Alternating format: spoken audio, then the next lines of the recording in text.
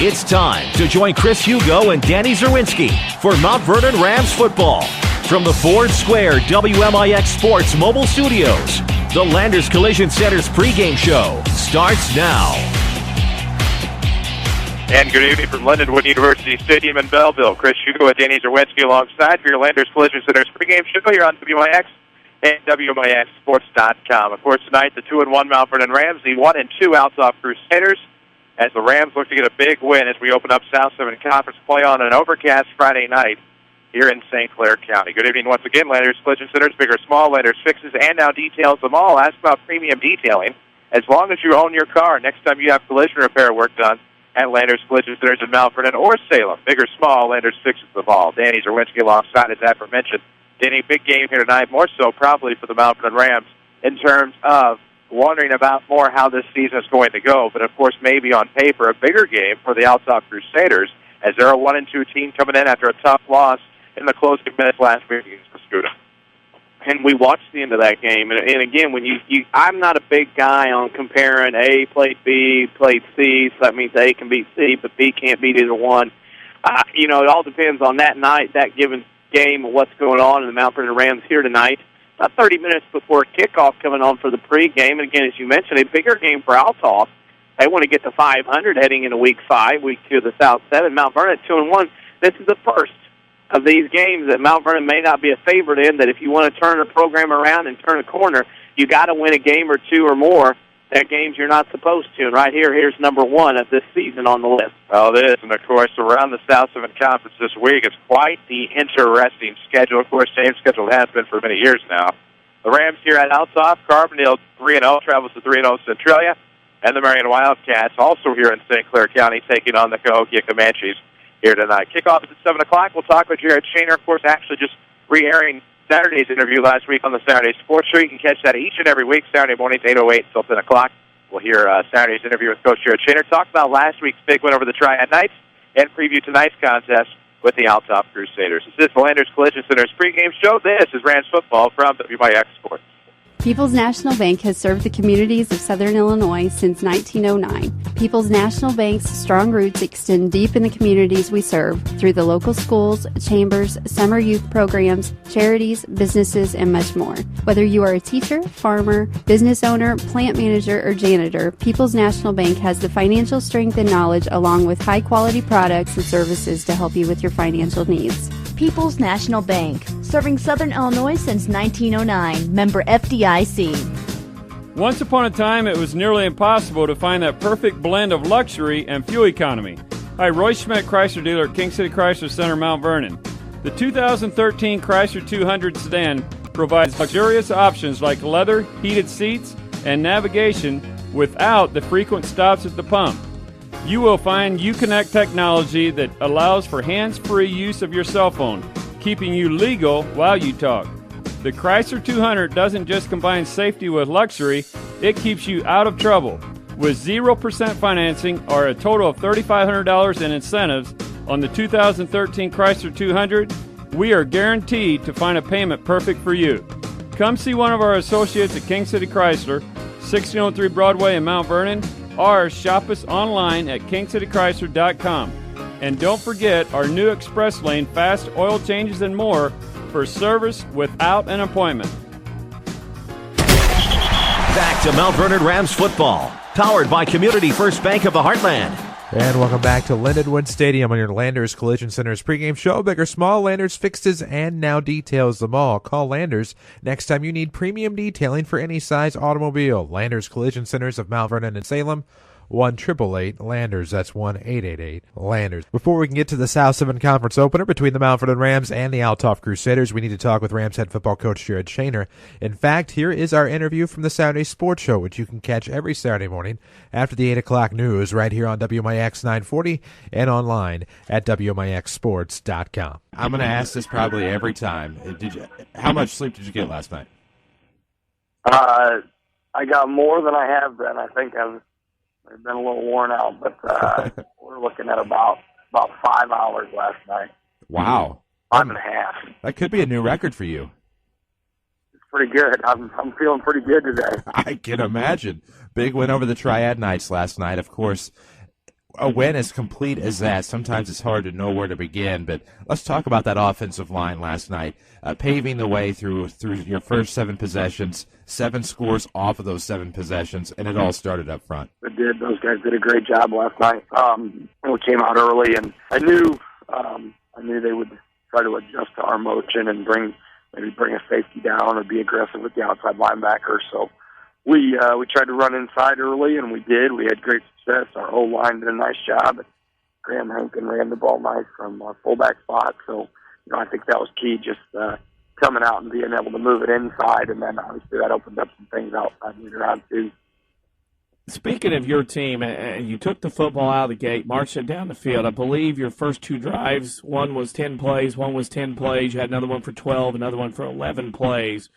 Offensively, that's got to make you smile knowing that you can pound those kind of drives out against Triad. And I'll credit that offensive line. As far as I'm concerned, that was the key to the whole game last night. Yeah, they did a great job. And, yeah, it does when, I think I mentioned it last night after the game. One of the news guys that, as far as the type of game that I would like to call and I think would help us be successful week in and week out, last night was, pretty darn close to as good as you can get. Our O-line did a great job. Our running backs ran hard, took care of the football. We didn't have any turnovers. So, yeah, it was, I think we ran it, 68 or 70 times and just threw it a handful. And, it was just, I think, an overall good game. And like you said, it started up front with our O-line. The offensive line did well, but one of the things in being a running back is knowing where to go, knowing your ability and not wanting to dance and get to the line and get going forward. Last night I saw something out of your running backs that tells me how good this core is patience. Whether you're running short side trying to turn it up the field or you're stretching the defense going to the wide side, looked to me like last night your running backs had that unique and perfect ability to stretch, wait for the block to happen, and then cut it upfield at the exact right time. Maturity and experience is starting to show as far as these running backs are concerned.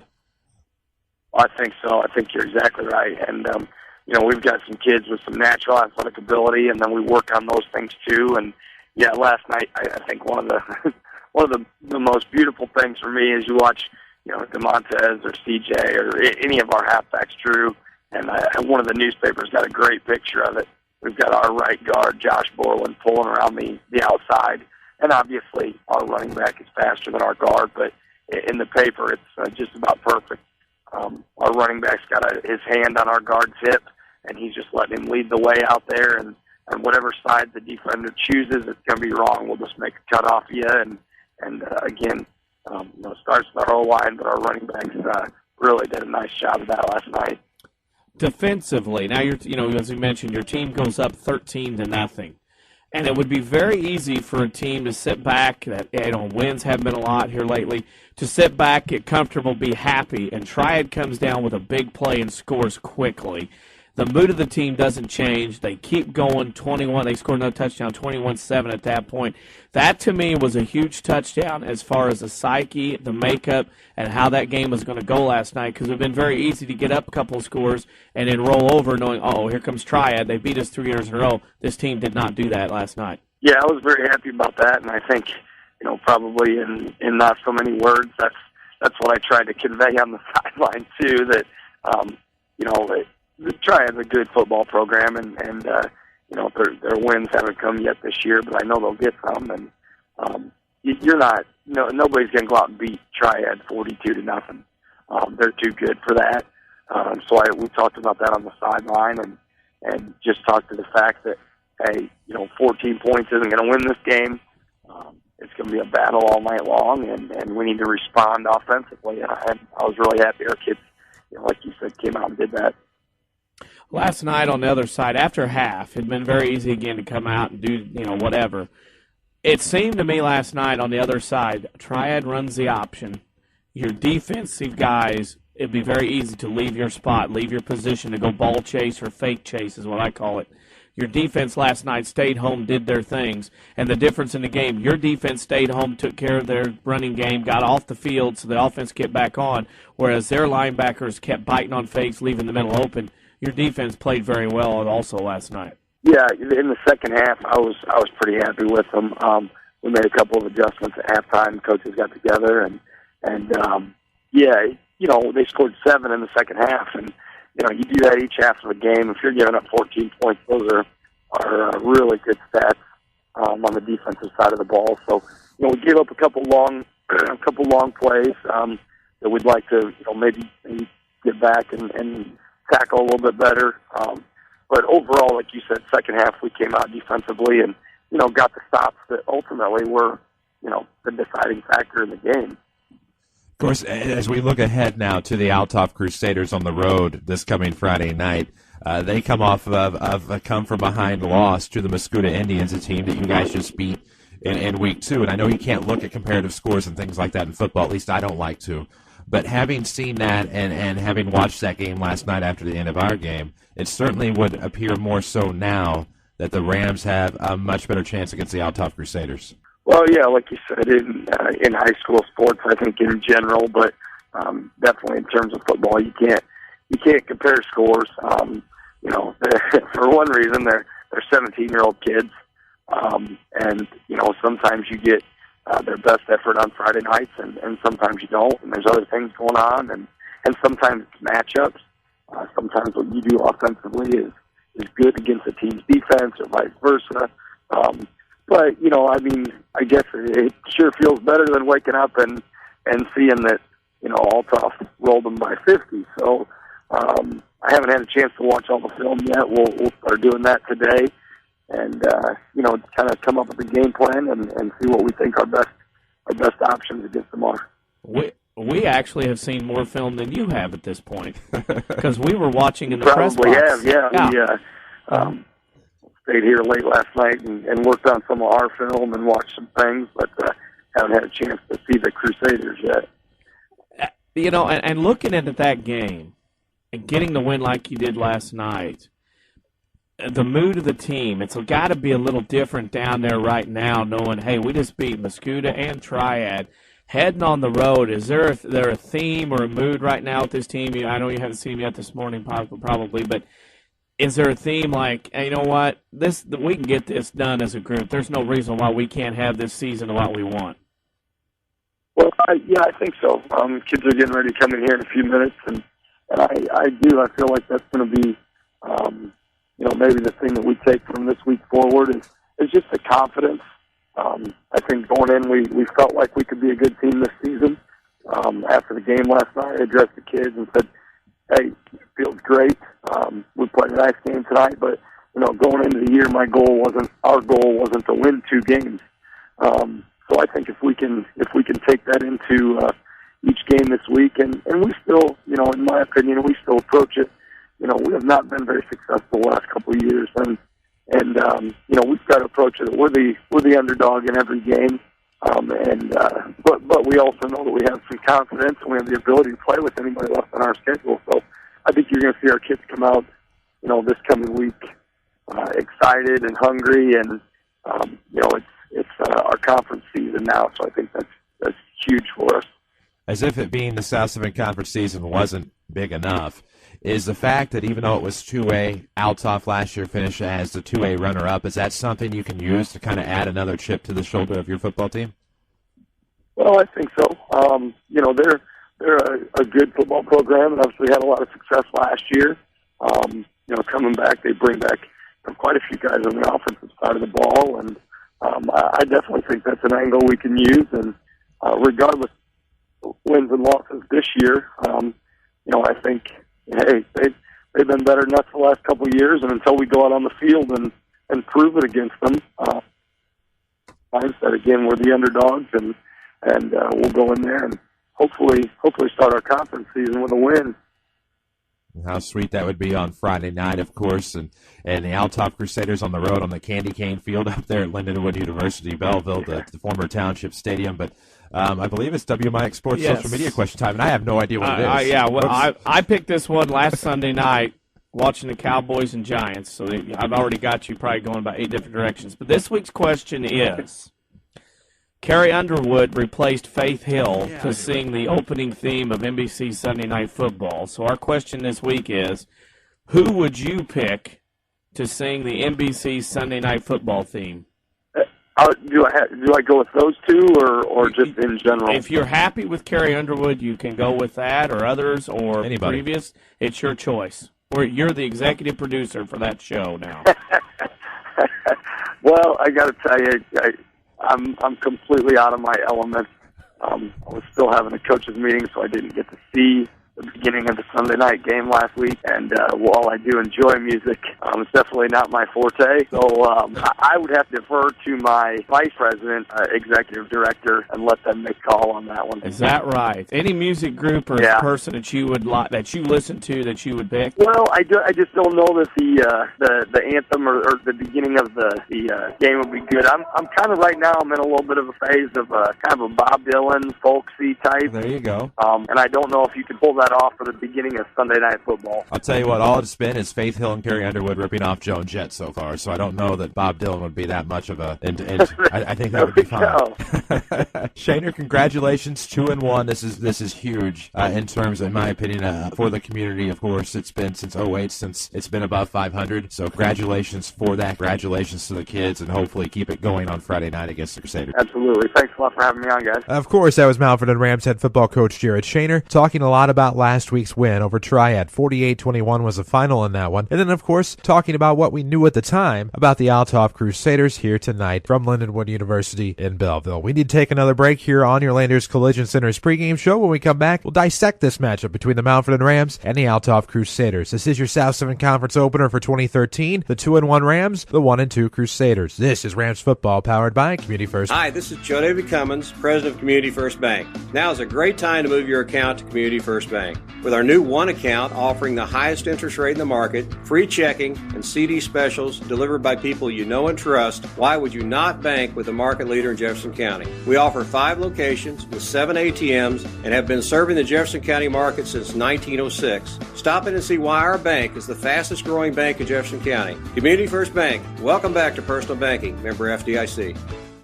The tradition of fine vehicles and great service continues at Second Chance Auto. They've been providing quality cars, trucks, vans, and SUVs for families like yours for over 33 years, and many are priced under $10,000. Plus, most have a 3-month or 3,000-mile warranty. Bank rate financing available with instant approval. No gimmicks, no pressure, just honest deals on great vehicles from your friends and neighbors at Second Chance Auto, living and contributing back to the community they serve.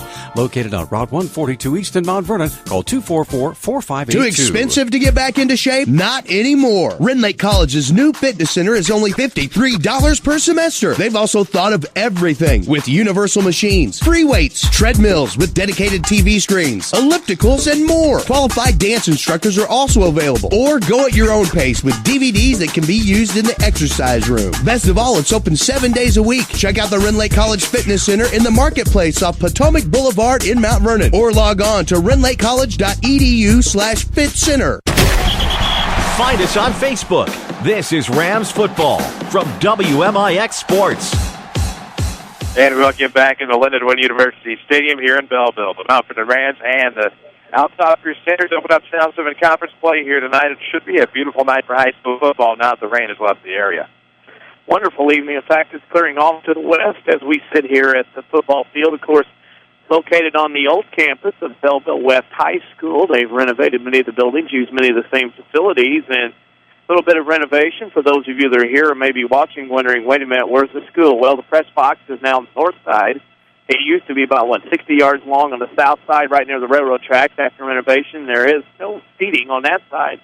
Still end-zone seats, and one side of seating on this side, but none on the other side, and that's some of the new and improved stuff here at this football facility. It used to be Belleville West Township Stadium, and, of course, used to be a grass field. Now the maroon and gray turf alternated every 5 yards. Well, it was four-sided, seating on all sides, and, of course, they had a magnificent crowd. Yeah.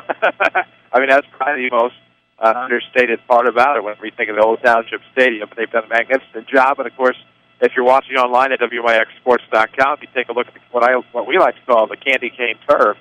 And the Lindenwood University Lynx actually play on this field. They will have a game here tomorrow, I believe, if I'm not mistaken. I think the Lynx are at home. I did see Daniel Morrison, former Mount Vernon Ram, who plays at Lindenwood Belleville, is in attendance tonight. So that's what led me to that conclusion. They do play here tomorrow night at 6 o'clock. Right by him is Blake Strickland as well. sitting over there across the way, teammates. So they're here tonight, getting ready to go watch their alma mater play. Of course, Lindenwood will play tomorrow night against Kentucky Wesleyan at 6 p.m. right here at Lindenwood U. Right here at Lindenwood U, indeed. We need to take a break. When we come back on your Landers Collision Center's pregame show, we'll get you set for this one between the Mount Vernon Rams and the Althoff Crusaders. This is Rams football from WMIX Sports. High school sports are back, and your source for scores is WMIXsports.com. Also, find archived local sports broadcasts, video highlights, national sports headlines, and more right at your fingertips. Listen and watch live WMIX sports broadcasts from your desktop or any mobile device. Need a score? Want to see a sick dunk? Miss a game? Didn't get up in time for the Saturday sports show? That's right, it's all at WMIXsports.com. Another free service from Withers Broadcasting, WMIXsports.com. At Banterra, we understand that banking is a relationship. It's a friendly face that knows your name, understands your needs, supports your goals. Banterra offers a complete range of personal and business banking products with competitive rates and loans that range from small projects to multi-million-dollar opportunities. We offer conveniences such as online banking, mobile banking, and direct deposit. For a strong community bank with exceptional customer service, Banterra is a smart choice for your banking needs. Banterra Bank, a proud supporter of Southern Illinois high school sports. Member FDIC, Equal Housing Lender. What does technology sound like? Is it the clang of heavy machinery, the beeps and chirps of an electronic gadget? At the new Good Samaritan Regional Health Center, technology sounds a little something like this. It's the sound of a young girl excited because her mom's being released the same day as her minimally invasive surgery. Thanks to the Da Vinci surgical robot, our surgeons' hand motions are seamlessly translated into smaller, more precise movements. But surgery isn't the only way Good Samaritan is raising the bar for advanced healthcare in Southern Illinois. That's the sound of a patient's health record being updated and stored electronically for immediate access by nurses, primary care doctors, and specialists alike. That's why soon, the new Good Samaritan Regional Health Center will use all electronic patient health records. Less paper translates to faster, better care for you. And that sounds a little something like this. The new Good Samaritan Regional Health Center, raising a hospital, raising the bar. This is Chase Landers with Landers Collision Centers. It's been said that in order to grow, you have to change. Very rarely anymore do insurance companies ask the phrase to go out and get 3 estimates. The new phrase insurance companies are asking is, would you like to take your vehicle to one of our direct repair facilities?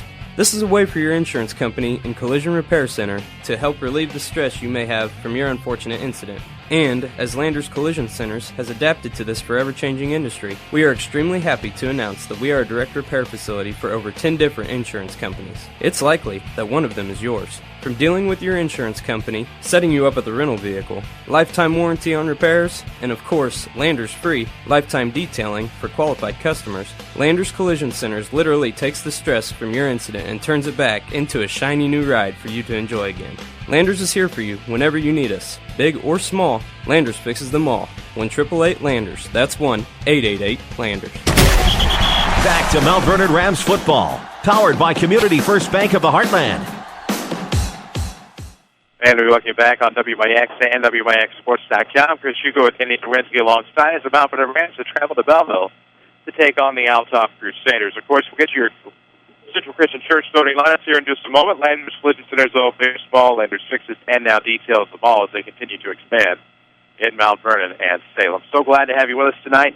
Avery Barton back at our Mount Vernon studio. Tyler Barker will join us at halftime with your exclusive Rams report at MVTA just a minute as we check in with the latest goings on at Mount Vernon High School. Crucial game tonight for both of these teams as all 16 conferences open up conference play tonight. All teams playing along here, and of course another game in the area at Cahokia, about to say another place. Marion is at Cahokia tonight. Carbondale at Centralia, battle of 3-0 teams happening in Centralia tonight. So that's two, when you look at it, 3 very interesting games. You have Carbondale, Centralia both undefeated.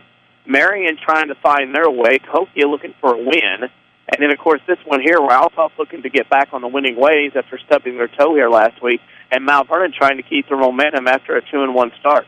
Well, the 2-1 start that started, of course, with the Rochester Rockets in Week 1. Rams lost that 32-6, but then seeing signs of Southern Illinois football as they travel to Mascoutah in Week 2, get a big win there, and then get the big win last week at home against the Triad Knights. Yeah, and I mean, you think about it, after the night, And in the first half next week, football's half over in the regular season. It's hard to believe you wait all summer long.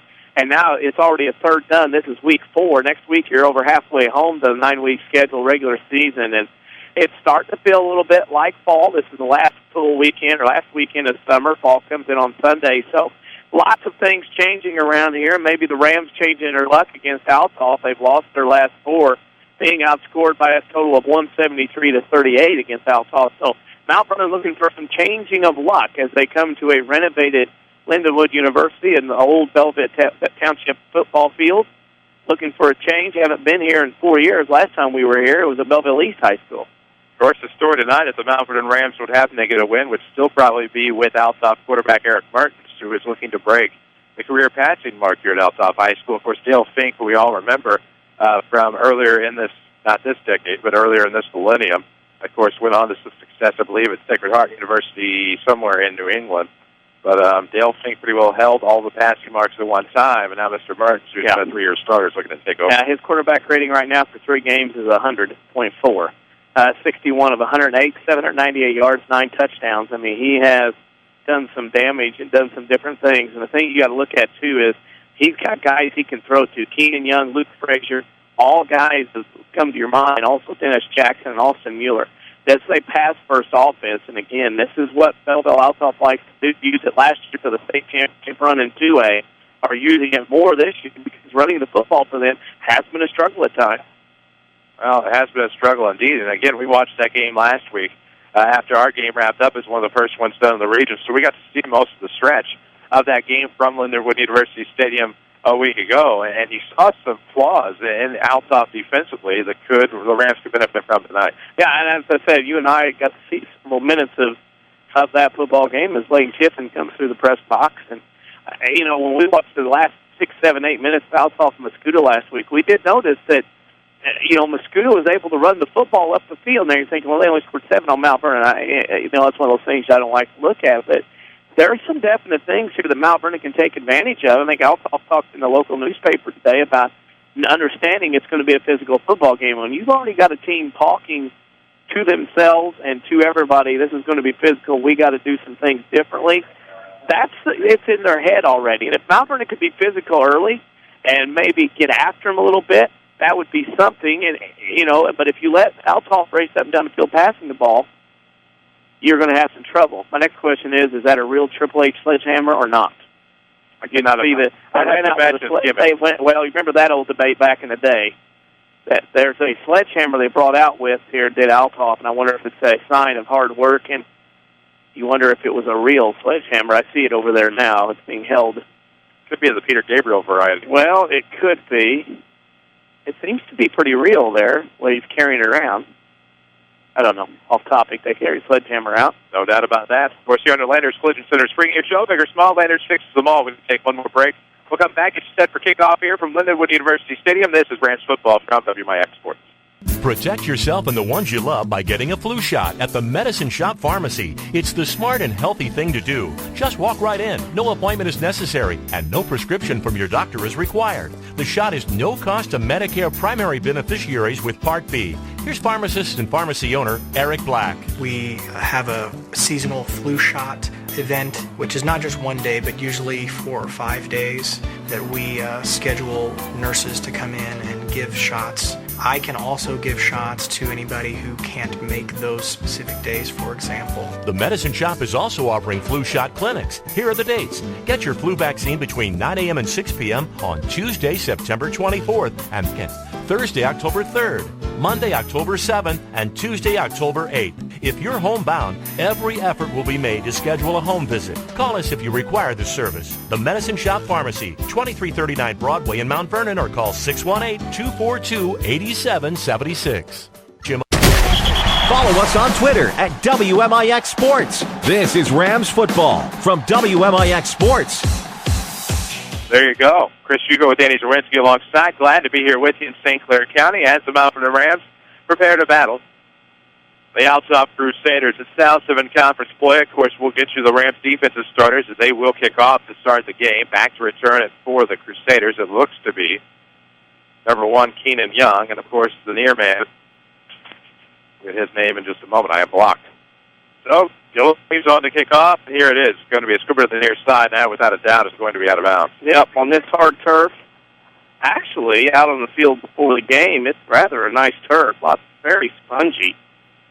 Something you don't normally have. I would compare it more to a Peekabille coin turf. And that ball skidded across. Of course, it's wet from the rain earlier today. Wet from the rains, and, of course, a much faster track here from Lindenwood University Stadium. Last time the Rams were here was in 2009, back when it was still kind of Lindenwood Stadium, but still at the Field of Township Stadium. It's kind of lost that feel. I know they got the bleachers in the end zones, which I think is pretty cool for football high school levels. Mount Vernon's penalized 5 yards, they'll redo it again. But it's lost that luster, the old press box that was really long, the wooden stuff, the big mounds, grass football fields. Lost a little luster. Just a little bit. As your return men for the Crusaders, Keenan Young and Malik Easley. Dylan Reeves on the kickoff. The Rams left to right here as we're not offsides on the kickoff. So we saw it last week, and it ended up being a pretty good omen in the second half kickoff. Well, Mount Vernon's got 10 yards of penalties, and the second hasn't even ran off the clock yet.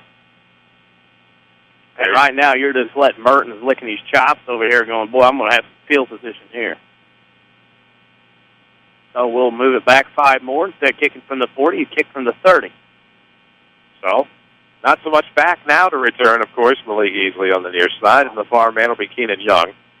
Leads the team in receptions, among the top of the team in total scoring. Got to kick this deep. I think so. I mean, there's 11 guys within 30 yards, and they aren't. Never mind. It's going to be a chip shot to about the 50. Picked up by the Crusaders, and it's going to be a quick dive along the near hash to about, I like our position here. It's going to be to the 46. It'll be 1st and 10 for Althoff. It is past the top of the hour. We'll pause for station identification. This is Rams Radio.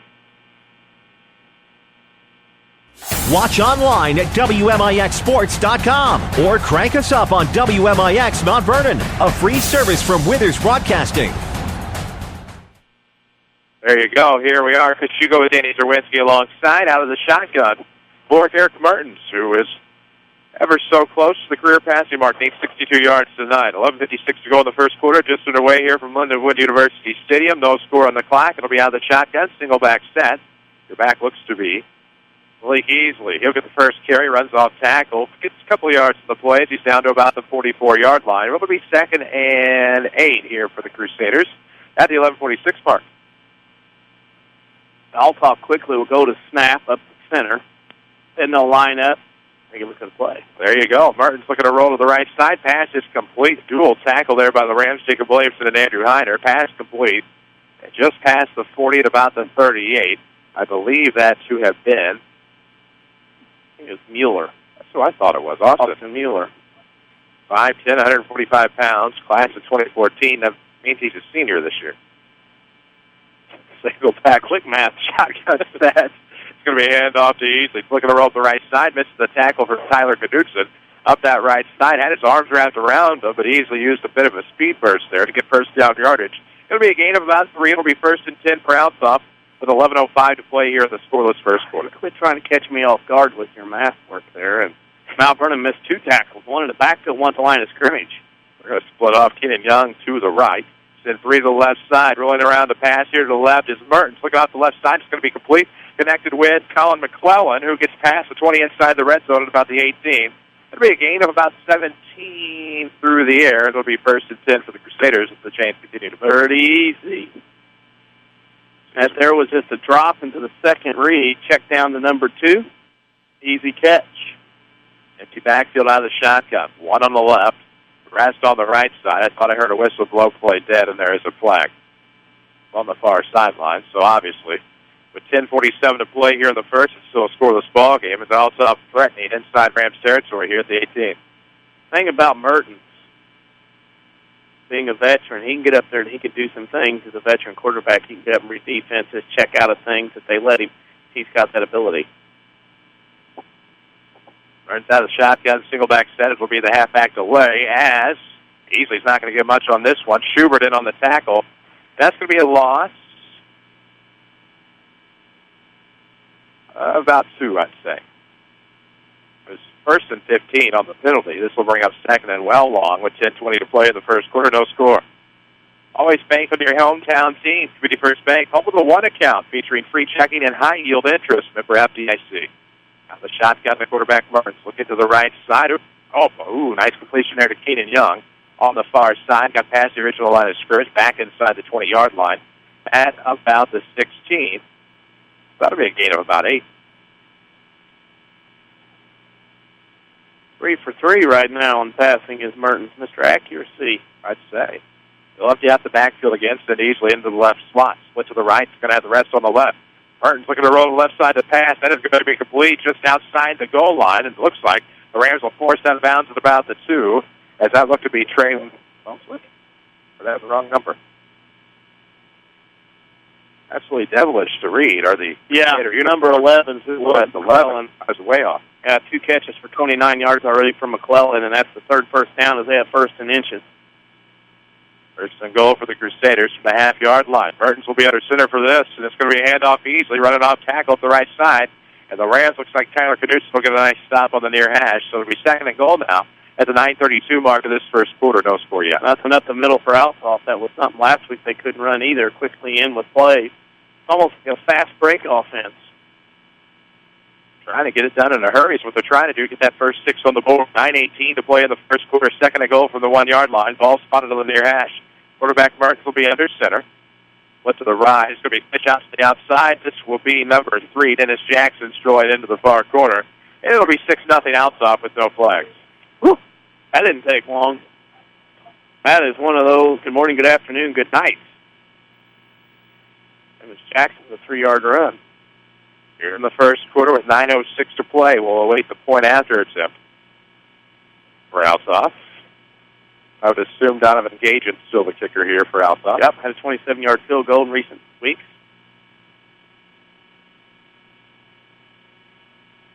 .906 mark here, the first quarter, 6-0. Crusaders on top. South Central Conference opener here tonight. Carbondale, of course, on the road at Centralia in a battle of 3-0 teams. Marion, not that far from us, on the road at Hector-Hokie tonight. You almost did it, too. I did. As that sneaks just inside the left goalpost, it looked like from my perspective. They're going to say it snuck outside. I'll take their word for it. It's going to be 6-0 Althoff, 9:06 to play in the first quarter. Glad to have you with us tonight. Central Christian Church brings you your starting lineups. Of course, log on to thenewscentral.com to watch worship services, find ministry multimedia, and amazing messages for adults and youth alike. It's all at thenewscentral.com. Central Christian Church, loving God and loving people. Of course, neglected to meet your Rams defensively there, but you did hear some names on those plays. Of course, on your line, it is Tyler Knudsen at defensive end. Robert Greider also getting a start there. Linebackers tonight, the outside linebackers are Drew Hester and Andrew Heiner. Your middle linebacker is Jacob Williamson. Other tackles, of course, tonight on the Rams line, Trevor Schubert, Brighton Steele. While in the secondary, it's Braden Fitzgerald at corner, as is Demontez Miller-Gray, and your safeties tonight are Doug Gardner and Xavier Tyus. So, therefore, we'll meet the Rams offensively now here in just a moment, as Althoff will kick off with a 6-0 lead, and that is a beautiful sunset just to our right off into the horizon in the western sky. Well, not very beautiful defensively. That drive was 9 plays, 47 yards, 2 minutes, and 54 seconds. Unreal. We're good at math tonight. I like it. Yeah, mine was a little bit easier than yours. Oh, man. So 9:06 to go in the first quarter. A 6-0 score. Althoff as we wait to kick off for the officials. Get to know your Rams offensively in just a moment. Log on to thenewscentral.com to watch worship services, find ministry multimedia, and amazing messages for adults and youth alike. It's all at thenewscentral.com. Central Christian Church, loving God and loving people.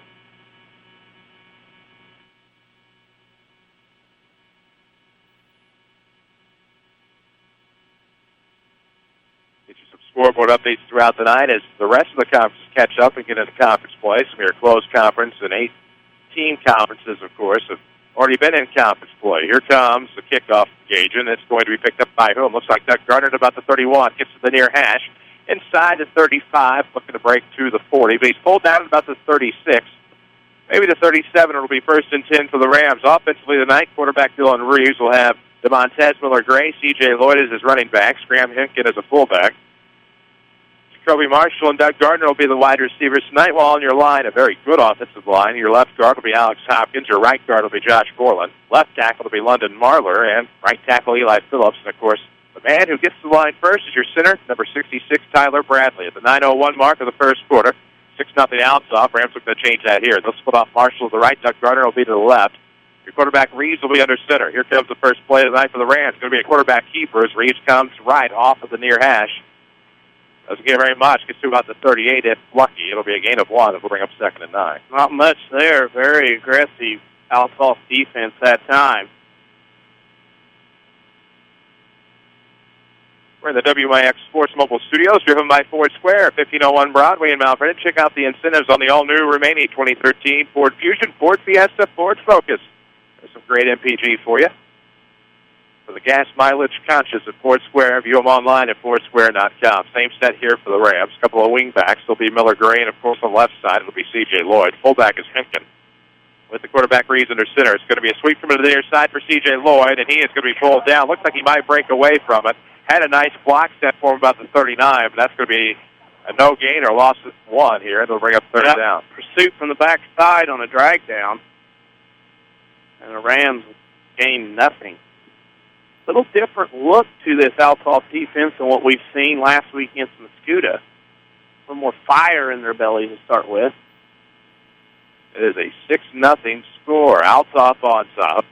Got up to an early lead. 3rd and 11 for the Rams. The ball will be on their own 36-yard line. Spotted on the near hash. The quarterback Reeves will be under center trying to get Althoff to jump. Is that what happened?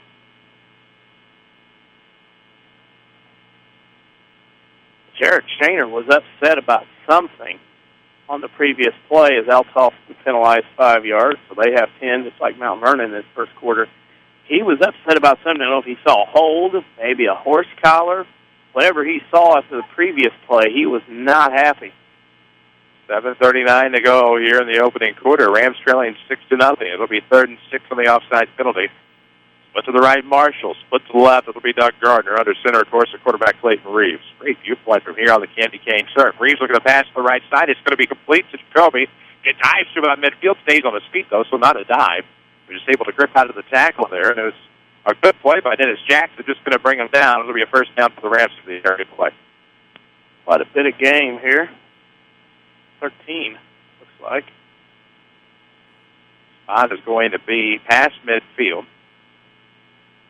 And about 47 from where I sit. 7:18 to play in the first quarter. 6-0 your score. Streaming online at WMIXSports.com, presented by Red Lake College. They can save you thousands of dollars on your college education. Log on to rlc.edu to find out how and apply online. In motion, Miller-Gray from the right to the left. And on the sweep, getting some yards on that as he broke 1-foot tackle, was able to dive past the 45 down to about the 44. And already, you're almost 3 minutes into this drive, and it took Althoff 247. Hard-earned yards. You want to make sure your offense for Mount Vernon tonight is their best defense. You'll hear me say that tonight in the next 2 weeks. To try to keep the offense off the field for the other team so they don't score as quick. Althoff came in 1-2. The Rams 2-1. 6:30 to play in the first. We head into conference play that first week. Those records pretty well meaningless. Reeves, the quarterback under center. Lloyd in motion. He's going to roll to the left side, looking to pass. That's Gardner wide open. If they can connect, it's going to be complete. It's knocking about the 20. Gets inside the 20 down to about the 15 where he's brought down out of bounds. And that'll be a gain of about 29 yards, spinning up on the spot through the air. So Clayton Reeves is now 2 of 2. That was nice, very nice. Rolled to his left, tough throw for a quarterback, but still was able to make the pass and make the catch. Well, Doug just got back behind that Althoff secondary and found himself wide open. Had no choice but to complete the pass. This will be 1st and 10 from the 14, so it'll actually be a gain of 30 through the air for the Rams as we'll drop below the 6-minute mark here in the first quarter. As we've told you time and time again, Mount Vernon Rams Football, of course, powered by Community First Bank of the Heartland. I'll tell you more about them here in just a moment. As that was one great play. Under center, the quarterback Reeves.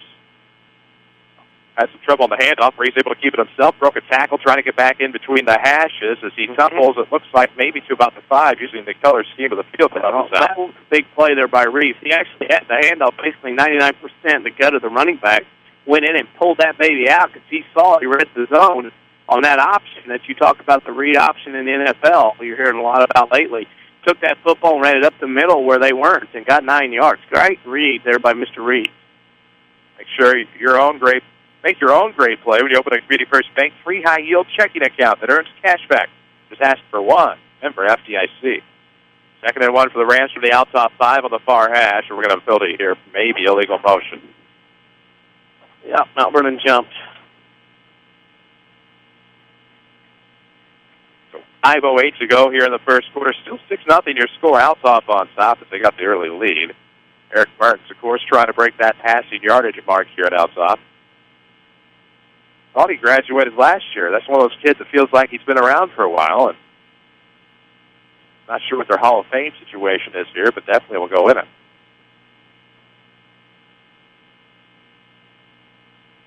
Beautiful press box.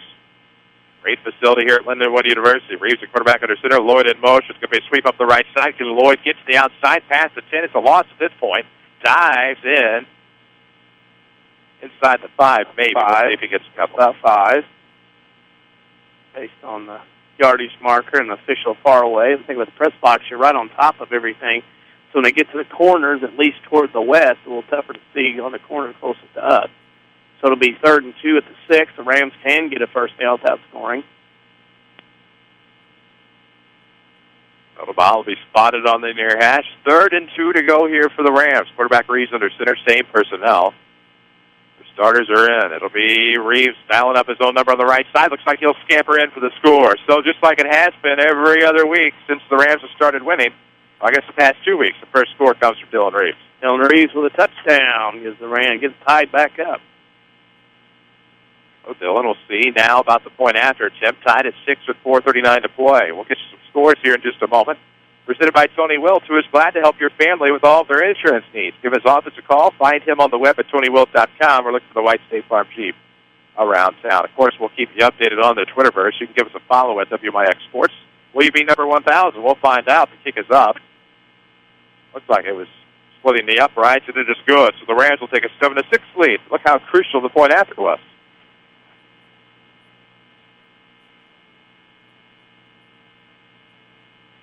Avery Barton back at our Mount Vernon studio. Jeff Crow here with us with the video on WMIXSports.com.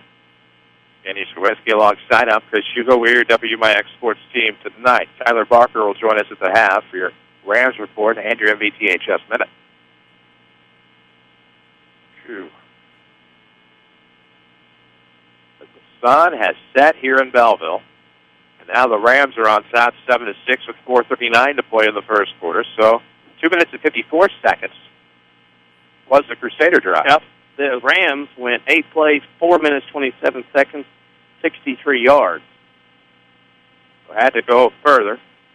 But notorious for taking that time off the clock, which if your offense is productive, nothing wrong with that.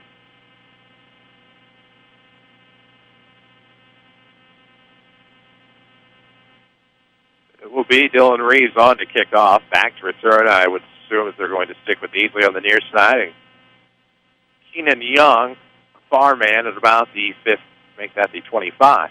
This one is going to be blown into about the end zone, I would say. I can't see that far down on that side of the corner, but I think they were suspecting that it would be another squibber, and Dylan Reeves blows it past him. It'll be a touchback. It'll be 1st and 10 from the 20 for the Crusaders. And that's quite all right. At least to make an Althoff at least go the full distance.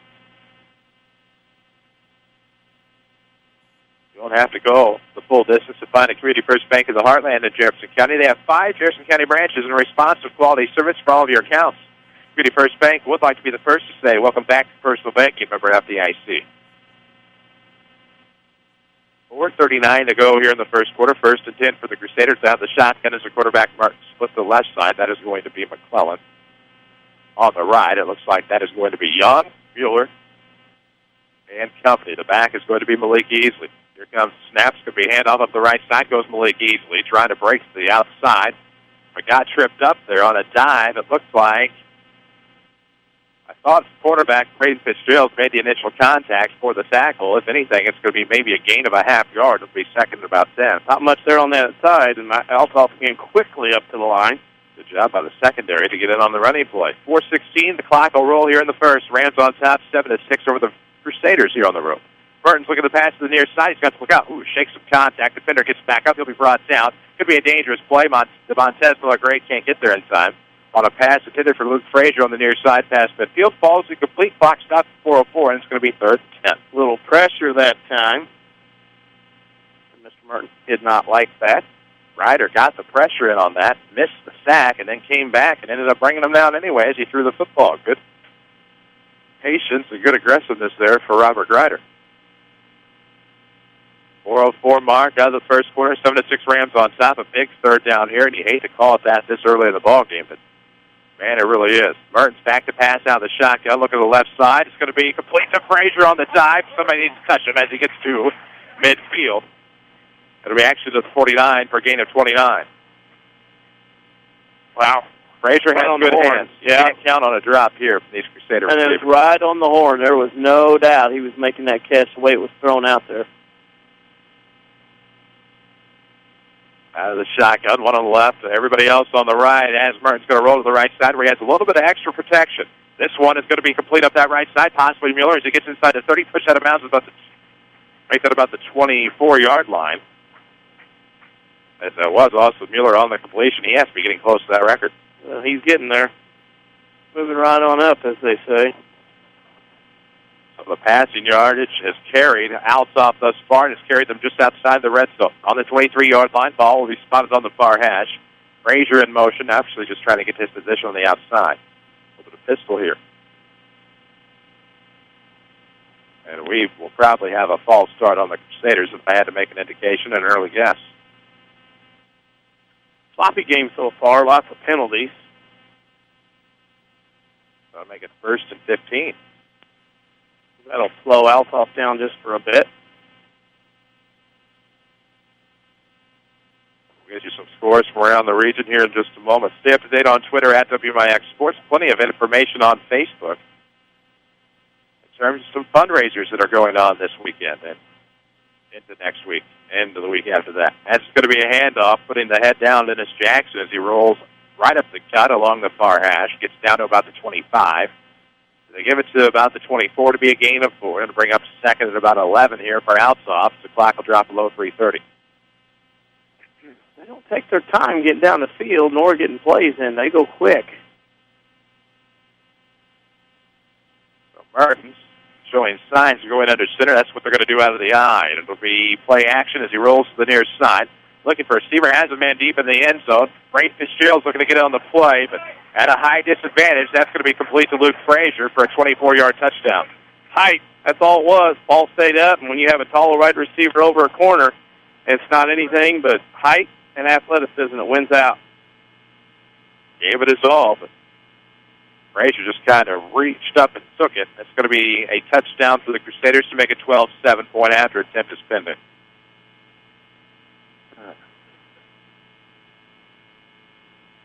6 plays that time by the Crusaders in 1:30.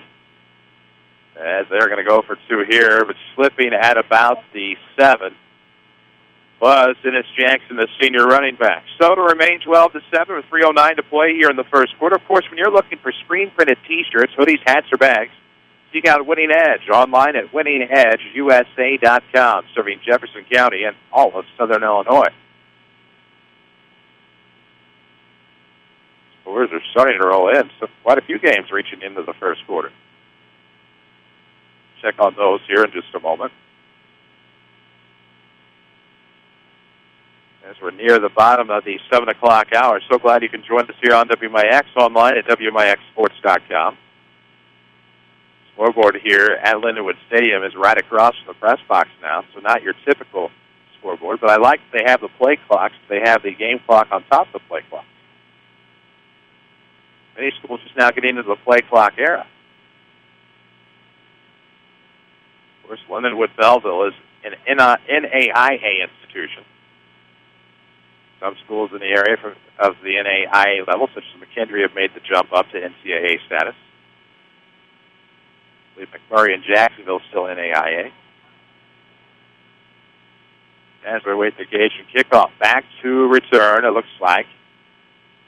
Should be Fitz and Miller-Gray, and this one is going to be burned right up the middle, worm burner. It'll be Fitz picking up at the 20. He's between the hashes, the 30. Ooh, trying to cut back to the outside, just past the 31, dives to about the 33, where the Rams will have it first and 10 with 3:02 to play in the first, trailing 12-7. Yeah. Interesting scores. Massac over Murfreesboro early 7-zip. AJ over Nashville 14-6. Carterville over DuQuoin 14-7. Into 1 Sparta and Pinckneyville scoreless. Marion leads Cahokia near us 7-zip. And Fairfield over Vine and Goreville 16-0 early on. There you have it. Those scores are presented by Tony Wilkes State Farm. Rams will have the quarterback Reeves under center. Doug Gardner split left. Jacoby Marshall split to the right. Miller-Gray is going to be in motion. Reeves going to take the handoff and go left side, trying to get first down yardage. There's going to be a flag on the play as he gets inside the 40 to about the 43-yard line, just shy of a gain of 10. It'll probably be a gain of 9. It'll be 2nd and 1. Let's see what we get.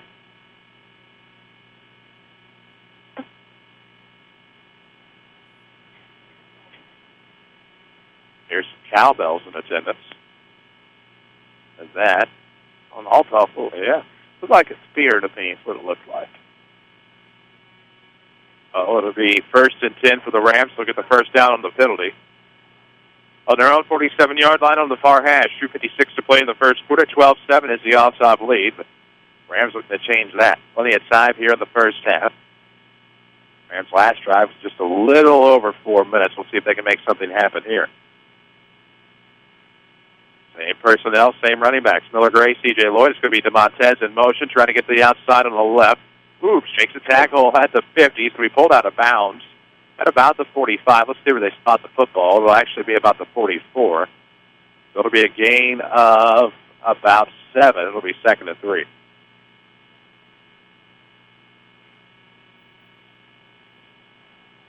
Not bad. This is going to be a shootout. You don't want, if you're Mount Vernon, you don't want to see a shootout. This is kind of what the game is angling to, is a shootout. And that's something you can't have here, Mount Vernon, at this point. Shootout indeed. 2nd and 3 for the Rams in Althoff territory. Ball in the 46 on the far hash. Reeves is going to be under center. It's going to be a QB keeper, faking the handoff, of course, to the fullback, Graham Hinkton. Gets to the 45. Let's see if they spot it at the 44, maybe, and give an extra yard to make it 3rd and short. They will. It'll be 3rd and 1 now for the Rams. The clock should drop below the 2-minute mark here on this possession.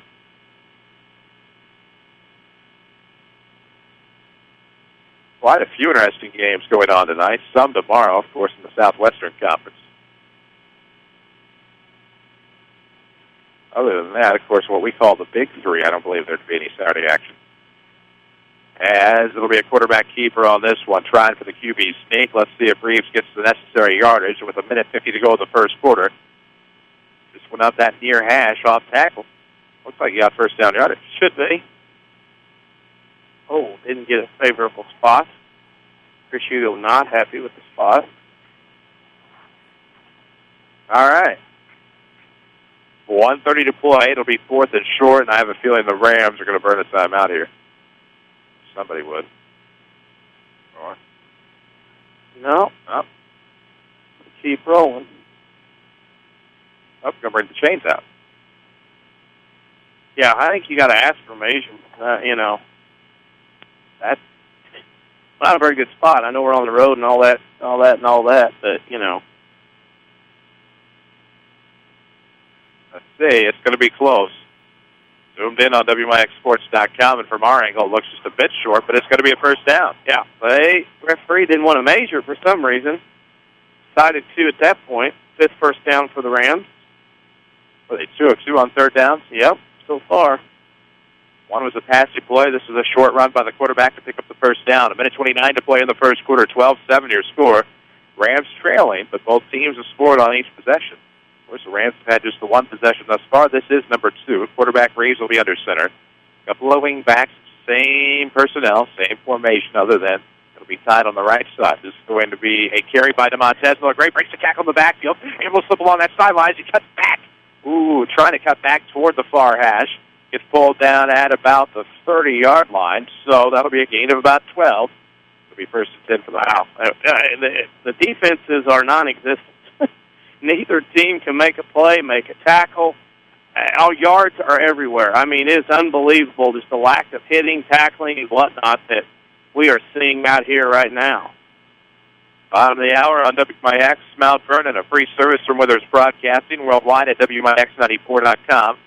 Sports site at WMIXsports.com. 46 seconds to go in the first quarter. Rams will split to the right to the left. Looking for a quick connect. Ooh, almost batted away. Good completion of the Dr. Gardner. He will dive past the 25-yard line. Should be a gain of about 6. It'll be second and I don't know how that pass got to that point. Just a mistimed hand swatting through the air. Well, that was going to be batted down. Of course, on the offensive side, the Brewers lead the Cardinals 3-1.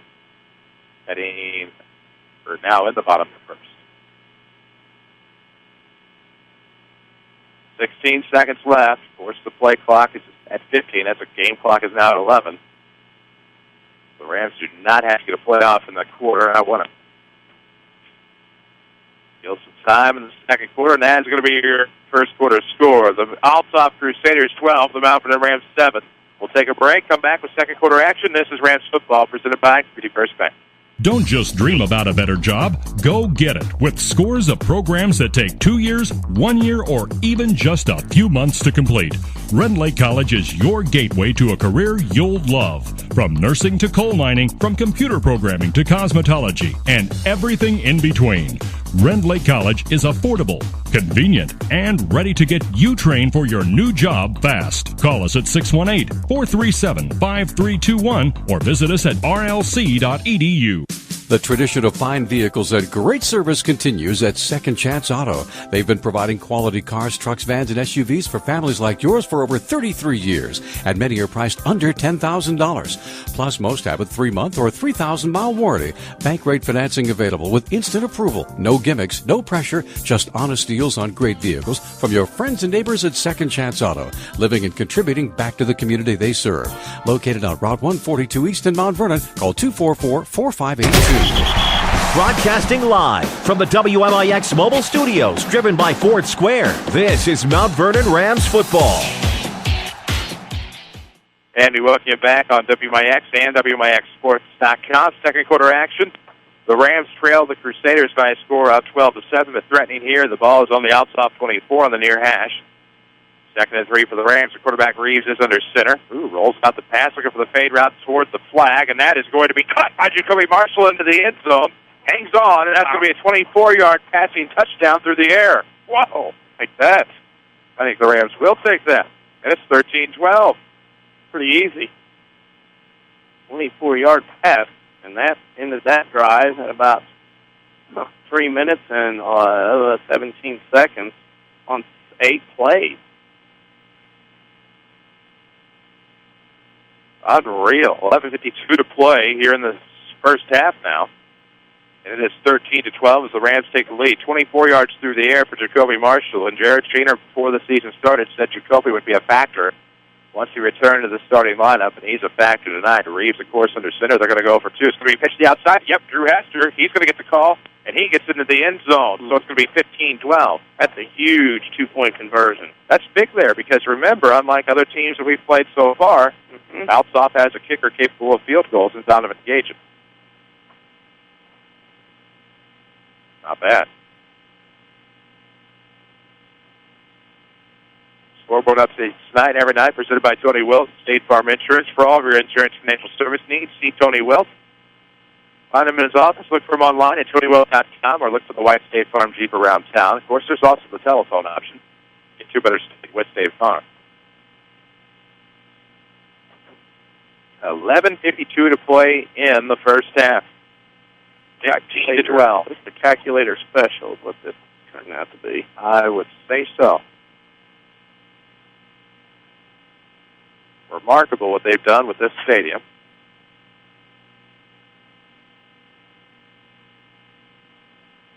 As Dylan Reeves is on to kick off for the Rams, back to return. Looks like Young, and it's not going to matter, as it's going to be just past midfield. There is a flag on the play as it got to about the 47-yard line. Graham Hinkin got in there on the dive. It's going to be recovered, it looks like, by the Crusaders, but keep in mind a flag.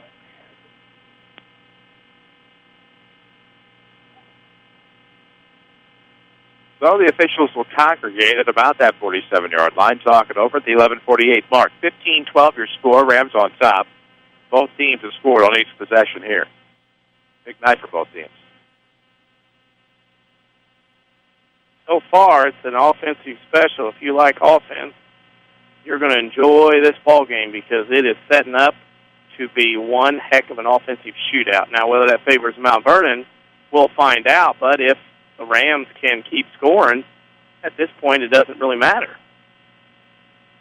Defense has been lacking. Start to wonder if this is in one of those games where the person who has the ball last, or the most, wins. Community First Bank of the Heartland is the official voice of Rams Athletics.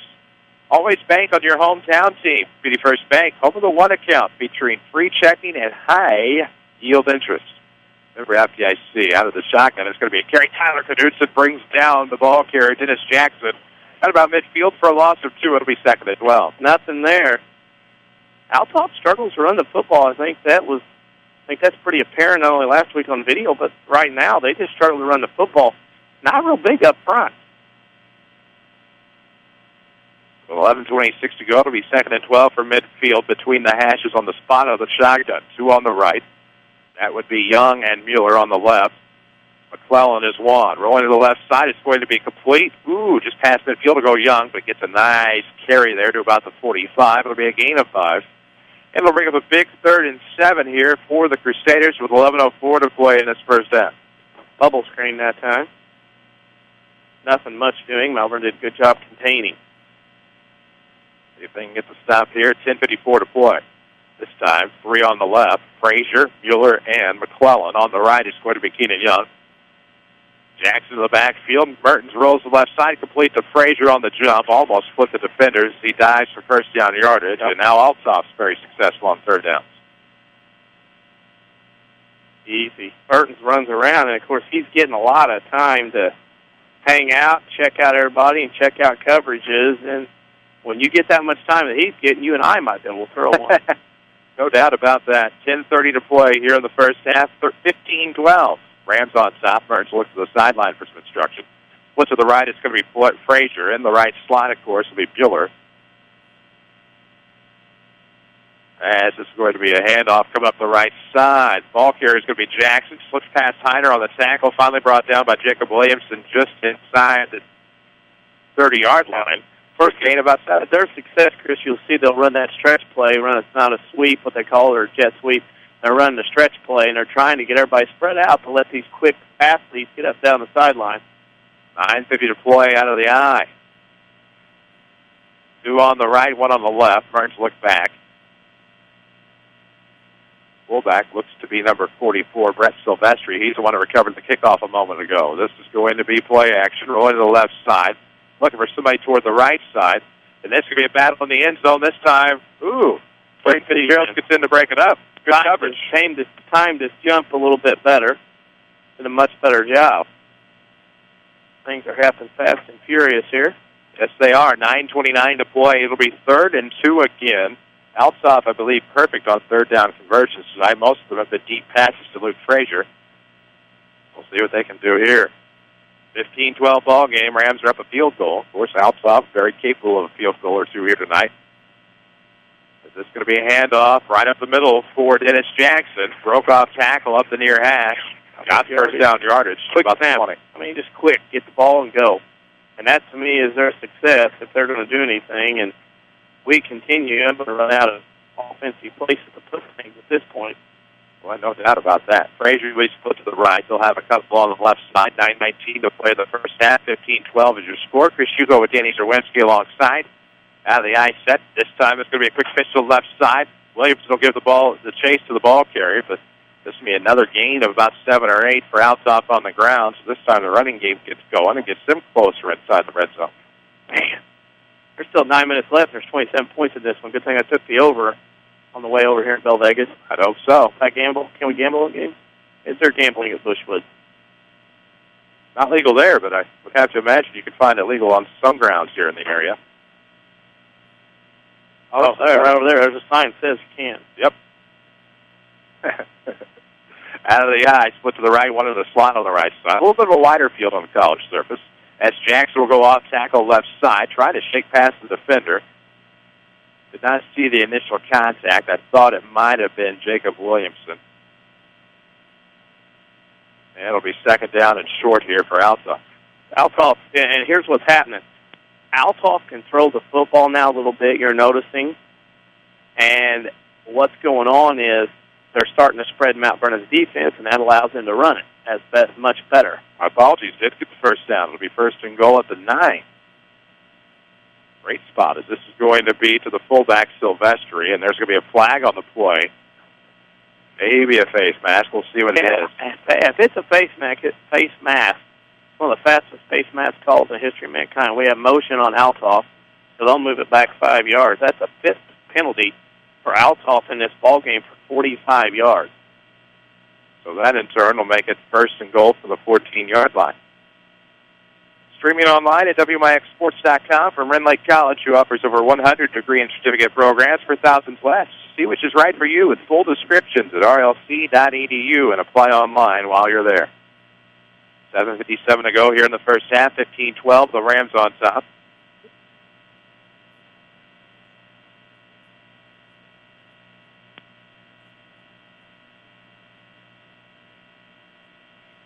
Mertens, the quarterback, has Mueller and Frazier on the right, and that's the direction he's looking to go. It's going to be complete to Frazier. Slip the pass to the defender. Now is going to dive over a defender into the end zone. Wow. It's going to be 18-15 as we wait the point after. Wow. 14 yards through the air. Fast as I can write them down, they're racking it up. Back and forth. 9 plays, 62 yards in 4 minutes.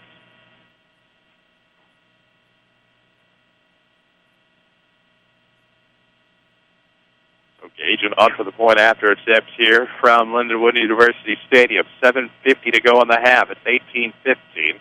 Could be a 4-point game. Ooh, good block there as the end was coming around to try to block, and the lineman got the last laugh. The point after is good. It's now 19-15.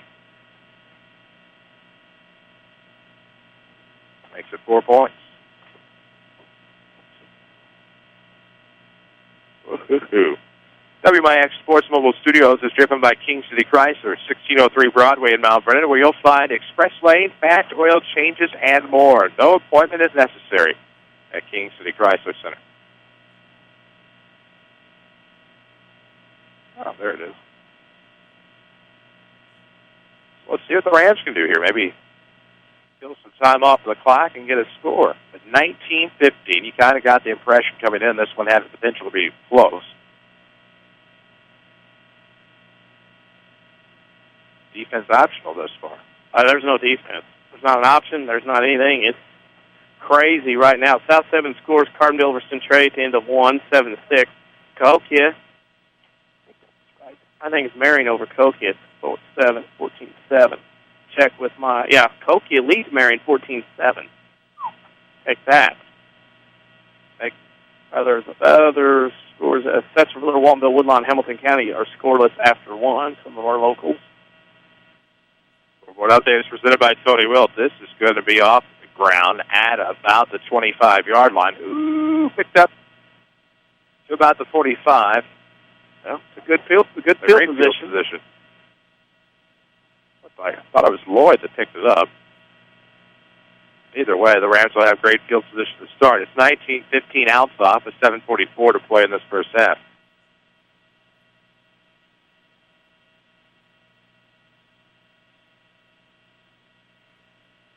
Hugo with Danny Czerwinski. Jeff Crow with us as well. Avery Barton back at our Mount Vernon studio. Will be joined by Tyler Barker at the half on your Second Chance Auto halftime show. Quarterback Reeves is under center. Look to the left. It'll be Gardner. On the right, it's going to be Jacoby Marshall. Lloyd Miller-Gray and Hempkin are your backs, and we're going to have illegal motion, I think, on the Rams. As Reeves kept it to himself as he got to about the 49-yard line. Would have been a gain of 4. We'll see if the penalty's going to hold. It is definitely not a pretty game. Of course, last week, Mount Vernon and Triad played a pretty neatly played game, and this one here already, 9 penalties with still 2.5 quarters of football left, basically.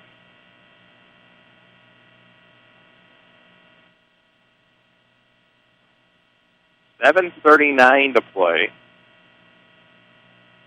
19-15, your score. Althoff on top. It'll be 1st and 15 for the Rams. The ball is on their own 40, spotted on the far hash. See what they're able to do here. Same personnel. Couple of wing backs, a fullback. Lloyd in motion. This would be a pitch to the right side. Going to get a good block as he gets to about midfield. Out of bounds about the 48. It'd be a gain of 8, which would make it about 2nd and 7 here for the Rams on the ground with 7:30 to play in the second quarter. I think the ultimate drive would be Mount Vernon take their time and not score till right before half, and then take it that way, because you'd hate to give Althoff more time. Last thing you want to do here. We'll get to the 7-minute mark here as the Rams are going to use that clock to their advantage. 19-15 the score. Crusaders up 4. Rams trying to keep that streak of perfection going. As they've scored their first 2 drives of the game. This is number 3. Reeves under center, Miller-Gray in motion. Reeves going to keep it himself. Thought he had a seam, but quickly shut down. Wow. From start to finish on the tackle that time by number 52 for the Crusaders, Aaron Medina. Yeah, there wasn't much there. Lucky to even get -2 on that. Rams 3rd and 9. Of course, always bank on your hometown team. Community First Bank, home of the One account, featuring free checking and high-yield interest. Member FDIC. They're the official voice of the Rams and Lady Rams here on WMIX, as we'll have the trainers tend to an injured Ram on the field. You can follow us on Twitter at WMIX Sports. We're on Facebook as well. We have some scores rolling. Oh, Heron over Benton at the end of 1-7-0. Murfreesboro over Massac into 1-14-7. It is Harrisburg over Frankfurt, end of 1-7-0. Now Heron's up 14-0 on Benton in the second. It is AJ over Nashville, 28-6. It is Carterville over DuQuoin, 36-7, and Pinckneyville leads Sparta 13-zip all in the second quarter. Carbondale over Centralia, end of 1-7-6. Marion has tied Pokey at 14.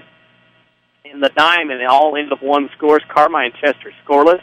JC over CZR, 17-0. El Dorado over ET, 8-0 scoreless. SVW and Hamilton County. Fairfield over Vanderbilt, 16-0. And an update on the Carbondale score, 13-6 Carbondale now in the second. 19-15 the score here. Those scores brought to you by Tony Wilk. Rams looking to pass here on 3rd and 9. It's going to be complete. Jacoby Marshall trying to break to the outside. Looks like he got first down yardage. The official comes to about the 43-yard line, which would make it about 11 yards. Well, unless I missed some, Dylan Reeves hadn't had an incomplete pass. Oh. He is going to be your silent quarterback, and by that I mean a kid that does good things but doesn't get a lot of credit for them. That makes sense. Like, you're not going to see a lot about it regionally. Triad down to Civic, 12-7. Interesting. Reeves looking to pass again. Now he's looking down that right side again. Marshall broke free of the defender. Makes the grab. Does he hold on at about the 15? Yes, Jacoby does. Or make that, yeah, it is the 15, so that'll be about 28 yards. I'm going to tell you right now, they can go at Jacoby Marshall's guy all night long. He turned around, and I'm going to dust the name off here. 2 names. It looked like Lonnie Smith or George Bell after a fly ball in the outfield. That's what he looked like, and he got turned around so much that time. Wow. I don't like to knock that way, but boy, I was so sorry for him after a while. So it'll be 1st and 10 for the Rams from the Althoff 15. Ball in the far hash. The quarterback Reeves will be under center. Split to the left, split to the right. Fitz will be in motion. That's going to be the carry on the sweep. Fitz brought down with a vengeance to 15 for no gain. It'll be 2nd and 10. We talked to Fitz last night.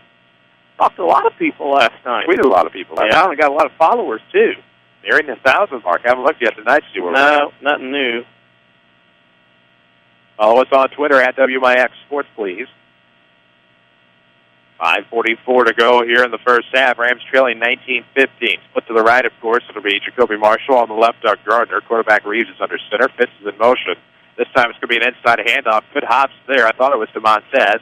He'll be brought down just outside the 10, maybe at about the 11 or 12. So they get almost about 40% of the way to their goal in terms of getting the first down. So it'll be 3rd down. Something like that. So it'll be 3rd and 6 on the 11 with 5:13 to play in the first half. 19-15 your score. On the bright side, it's Rams football to start the second half. That could be big. See what happens here.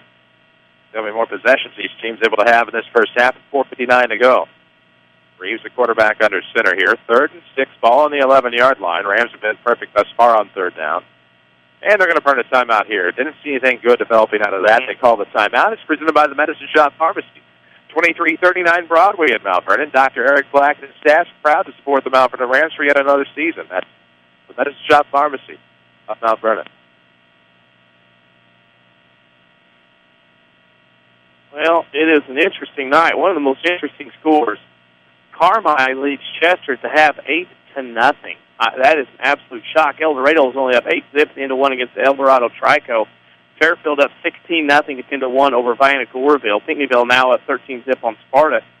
Carterville now leads DuQuoin 36-7 as the Indians look to go 0-4 for the first time since 1970-something. It's crazy. Long before me. Heron Benton 14-0. That game is already at half at 7:51. They're going to be ahead of everybody in Benton tonight. That's unusual. Yes. Normally the last. Well, Heron runs. Yeah, Heron. I can't even talk. That's not fair. Heron runs the ball so much, as does Benton. It won't take very long, and you're not very nice. What? Why is there a horn here? Hold on. No, but back in the day, the games would last longest. I remember times I'd come back from Cahokia and still back when you were down south, still hear you on the air during the game. Oh. As Reeves is rolling to the right side of the pass, he's going to be looking in the end zone. Brought down by Doug Gardner. Wow. Swooped in at about the goal line on the far side.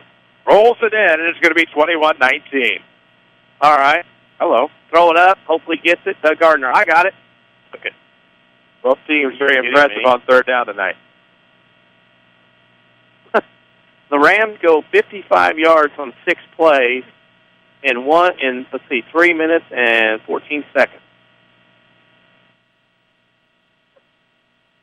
This is unbelievable. They're going to let C.J. Lloyd attempt one after. Good snap, good hold. Looks like it was.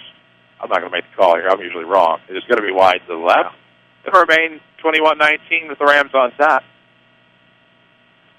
Well, the Ameritech 4:44 left on the game clock here with plenty of time for both teams to get a score in yet before the half. The rate this is going. Twice each, if you're not careful. Oh, man. Chris Hugo with Danny Czerwinski alongside WMIX, WMIXSports.com. Jeff Crow has the video angles. Avery Barton keeps us on air. Tyler Parker set to join us at the half here. Rams Report and your NVTHS Minute. Of course, the Rams Report, we check and see what's going on across the spectrum of Rams and Lady Rams sports. NVTHS Minute is designed to go outside the realm of athletics and visit what's going on maybe in arts and academics and maybe just some nice feature pieces on students of NVTHS. I can't talk. Getting some love from a basketball guru in the Metro East tonight on Twitter. Nice. You remember some great Rams basketball moments at the Heel Center. He was on the call that game. Oh, yeah. 4:44 to go in the first half. Rams are going to go onside for Dylan Reeves, and that's going to be a chip shot picked up at about midfield. Good job there by the Crusaders to get it. Thought maybe it was Eric Krause. I didn't quite get the number on that. Going to be first and 10 for Althoff at about midfield, so pretty good field position now for the Crusaders with 4:43 to go in the half. And, of course, to remind you, big fundraiser tomorrow night at Shagnon Gymnasium for Relay for Life. The proceeds will, of course, go to the Relay for Life team from Peacock Printing. A celebration of Barb Williams as a 20-year cancer survivor. Of course, her son, Kent Williams, obviously. I've heard of him. I have, too. MVTHS Hall of Famer, Saluki, great Saluki Hall of Famer. Say more about that after this first play from scrimmage or this possession for the Crusaders. Man in motion is going to be Mueller. He's going to come around. There's going to be a flag on the play as he rolls to the outside, found a seam. Gets down to the 40. Good bring down there by Jacoby Marshall to about the 39er. Anyhow, Kent Williams now an assistant basketball coach at the University of Tennessee, as this penalty is going to be on the Crusaders. But Scott Gamber, Brian Gamber, Doug Creel, Tommy Hayes, Tim Holloway, Darla Harlan. Yes, for a big game. Yes, indeed. James Wilson, Chad Hammonds, of course. Tommy Hayes. You said Doug Creel, of course, Kurt Stroff, a longtime voice of the Rams here on WMIX, will be one of the coaches. Oh, it's great. And Doug Creel's going to be a coach player. Yeah. So if you don't play the way he wants to, he'll sit you out and put in himself. Exactly. That's all. 6:30 tomorrow night, $5 donation. They'll have concessions. They'll have a lot of family fun, and I think it's going to be an overall good time to see some guys come back and don the orange and black, of course. It might be confusing, but luckily the guys will be wearing the same number. It would be cool if both teams ran out of the Rams locker room, did all the bravado, just to kind of get it one more time for them. Exactly. 4:16 to play in the half. Ooh, a little bit of trickery here as Jackson will be brought down. Well, a little trickery there. They threw a pass, and it goes to negative 10 yards. And then they were going to try a little hook and ladder. Problem was the ladder wasn't there, and the hook wasn't either. And they threw it, and luckily, when they caught it, the second guy who caught that little backwards pass, or backwards on hook and ladder, was able to catch it. He got smoked out back. That pass goes negative 10. 2nd and 26 for the Crusaders. 3:49 to play in the half. 21-19. Rams on top. Single back shotgun set. I think we're going to have a timeout here for the Rams. Rams want to talk it over. Brought to you by the Medicine Shop Pharmacy in Mount Vernon, 2339 Broadway. Dr. Eric Black and staff proud to support them out for the Rams, as well as the local community. But yeah, a pretty cool fundraiser tomorrow night. Kyle McClure, of course, will be returning. Quinn not playing, though. Kyle McClure was a guy. Made free throws like you wouldn't believe. Yeah, he was kind of an unsung hero, but you knew every time he went out there, you knew exactly what he was going to give you. Didn't matter what was going on. Here he comes. That's it. You're going to get that. Now, see, I was witness, as a lot of people listening or watching, whatever, to the Gamber-Williams scoring record at St. Louis, which Scott Gamber will tell you he had more to do with it than anybody else. But I remember that game, walking in the arena, and Jamal Cropper's on the other side. He had a quiet 31. Well, I mean, earlier today, Nashville smoked the team from Alabama. They had Marvin Stone that wasted 3 years of University of Kentucky's money, but they both blew them out. Mount Vernon beat Jamal Cropper. It's like Southern Illinois is flexing the muscle that day. December 10th of 98, out of the shotgun, Eric Mertens looking to the near side as he rolls. He is going to be brought down, and that's going to be a big play by Robert Grider. So it'll be 3rd and absolutely long here for the Crusaders as the clock will drop below the 3:30 mark of the first half, and that's a big sack. Actually, it was out of pocket. A big tackle. But yeah, I mean, 95 points against Rainier Beach that night at Paul Crawford. Kent had 48. Came back against Carmel later and had 49. I'll pause for a go again. Some of our reporters are hilarious. 3:10 to play in the half. 3rd and 35 from the Althoff 25. Mertens rolling to the left side. There's going to be a flag here in the backfield. Mertens shakes the tackle. Can't shoot. He passed another as he got past the 25. We'll see what it is. Eric Krause is brought down. We're going to see what the score is going to be. It would be 4th down. It's going to be holding on the Crusaders. So if you're the Rams, do you take or do you just take it down? Go 4th down. Take it down. Let them get a couple yards. All right, decline that penalty, take the 2 yards, and then go. Heck with that. Make them punt. Or would they go for it? They may go for it. I've seen crazier things. Especially if punter and quarterback are the same guy. The Rams, they're not going to punt. Actually, it's going to be a little pooch kick here coming to the near side. Takes an Althoff bounce. That was a good job there by Eric Mertens. I saw it from here. They're going to throw the Rams back an extra 2 yards. It actually went out of bounds on the 37. They're going to put it at 35. Not a good spot there. Okay. 35 yards, run this clock out. And then you have the football to start the second half. So big defensive set there for the Mount Vernon Rams, who lead 21-19. 2:44 to play here in the first half. What a great play that was. One good play, you might even say. Make your own great play when you open a Community First Bank free high-yield checking account that earns cash back. Just ask for one. Remember, FDIC, Community First Bank of the Heartland. So the Rams have the football on their own 35, spotted on the near hash where it's first and 10. Jacoby Marshall to the right, Doug Gardner to the left. Reeves, the quarterback, under center.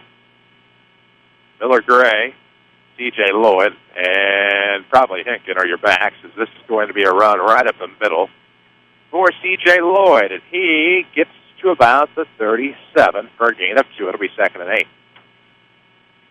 Rams are going to run clock here. 2:30 to go in the first half. Up 21-19 are the orange and black. They're in their white uniforms. Ridley College and South. Black helmets. Play blown dead. It would have been complete to Marshall.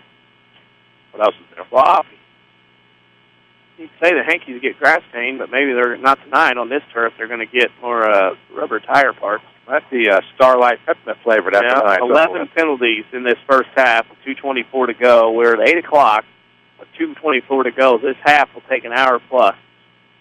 Homecoming festivities allegedly as well. Not sure. Hadn't heard. Saw some people walking around with sashes.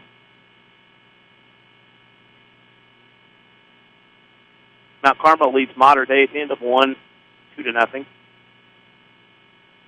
2-run shot out of the pit. No, just kidding. Got the bats out for that one. Bats out. 2nd and 13 for the Rams from their own 32-yard line. C.J. Lloyd's going to be in motion. It's going to be a sweep up the right side. Where can C.J. go? Looks like he's to the original line of scrimmage. Still on his horse, and he's trying for midfield. Got pushed out at about the 48. We'll see where they spot it. Not going to be at the 48, I can tell you that right now. Turn the quarter. First down. At the 45. Yeah. It'll be first down yardage, but yeah, this is an opinion tonight. Your community, your choice, your bank. With 5 locations and friends and neighbors on staff who understand your needs, Community First Bank keeps it simple. Welcome back to Personal Banking. Member Federal Deposit Insurance Corporation.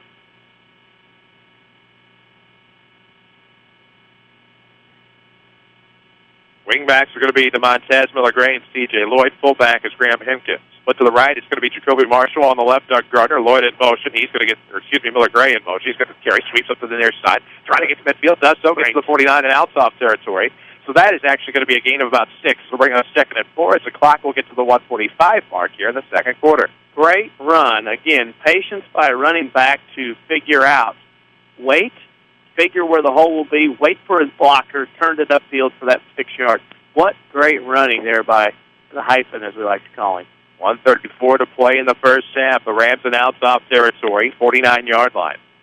2nd and 4 to go. 1:25 to play in the first quarter. Reeves will be out of the shotgun. Empties out the back. Well, not really. Going to have Lloyd in motion. Reeves is going to, nice little handoff here. Block. Awesome. Yeah, missed block on this side. They tried to run a reverse, Chris, and they came back this way. The guy who's supposed to stay home to kind of sell the play missed the block. Linebacker has an easy shot at fifth with 1:08 to go here in the timeout. Outlaw. Try to take no doubt about that. This is presented by the Medicine Shop Pharmacy, 2339 Broadway in Mount Vernon. Dr. Eric Black and staff have been longtime supporters of Rams athletics as well as the local community. 1:08 to play in the second quarter, 21-19. The Rams on top of the Crusaders here on the road at the Candy Cane Turf at Lindenwood University Stadium. Renovated in 2011. Was done in time for last year. Of course, the Rams hosted Althoff last year. Township High School District 201, kind enough to let the Crusaders borrow both facilities, Belleville East and Belleville West, depending upon where they were. And that was, and again, we talked about it last year. That'd be great for West and East to go. We need turf too. Yeah. You know, especially the bigger schools like that. They're going to have soccer. They're going to have football. They're going to have maybe field hockey. That's starting to become a rage. In this part of the woods, rugby is starting to come around in the Metro East. That's another dream on the list besides hockey to do. But found out the other day, I didn't know if I told you this, speaking of all other sports, if you play hockey at a high school that doesn't have a high school hockey team around here, you go into a draft. So you can be drafted by other high schools to play. I heard that the other day. Norm Sanders told me that. I got you. 3rd and 9 for the Rams. Ball on their own 46. Reeves looking to pass. Jacoby Marshall. It'll be completed about midfield. Will he have enough? Does. Wow. Split the defense. He dives past the 45 to about the 44. How about his hand? Good hand. If you throw to him 6 catches right now, he's going to catch that ball. And the great thing about it is he does. That's good. 8-yard run pass. Can't do that. But he catches it out away from his body, which is huge. Less than a minute to play. Looking for the quick pass. It'll be completed at the 40. Doug Gardner. He's trying to split away from the defender. Shimmies back to about the 30. It'll be a gain at 14. It'll be first down yardage. Clock will stop and move the change with 47.4 ticks left to go. Here in the first half, Rams are up 21-19. If you're tired of big corporate banking, you have a choice in Jefferson County. Community First Bank at home at Dixon at Woodlawn and Mount Vernon. Welcome back to Personal Banking, member FDIC. So, that said, we'll have a timeout. Presented by the Medicine Shop Pharmacy at 2339 Broadway in Mount Vernon. Dr. Eric Black, second-generation owner of the Medicine Shop in Mount Vernon. Proud supporter of the fans of Lady Rams as well as the local community, along with TMS Mobility and Rehab. It is the top of the hour. We'll pause for station identification. This is Rams Radio. Online at WMIXsports.com or crank us up on WMIX Mount Vernon, a free service from Withers Broadcasting. Free service indeed. So glad you could join us tonight. Chris Hugo with Danny Czerwinski alongside. Jeff Crow with us. Avery Barton back at the Mount Vernon studio. Tyler Barker joins us at the half. 47.4 seconds left to go. First half action, 21-19. Rams on the top in this South 7 Conference showdown. Rams trying to get another score. They would have the ball to start the second half. So interesting here. Lloyd and Gardner split off. Actually, going to put twins on the right side. This is going to be to Fitz in the backfield. There's going to be a flag on the play. Fitzgerald will get to the outside, but not much yardage on the play. Maybe a gain of 2. It'll be second and 8. We'll see what the penalty is. Illegal formation. 5 more yards. We've got 12 penalties in the game, 6 on each team in the not neat game. A lot of teams at half and in the second half. We're still on the other side. I'll see you when I see you type things.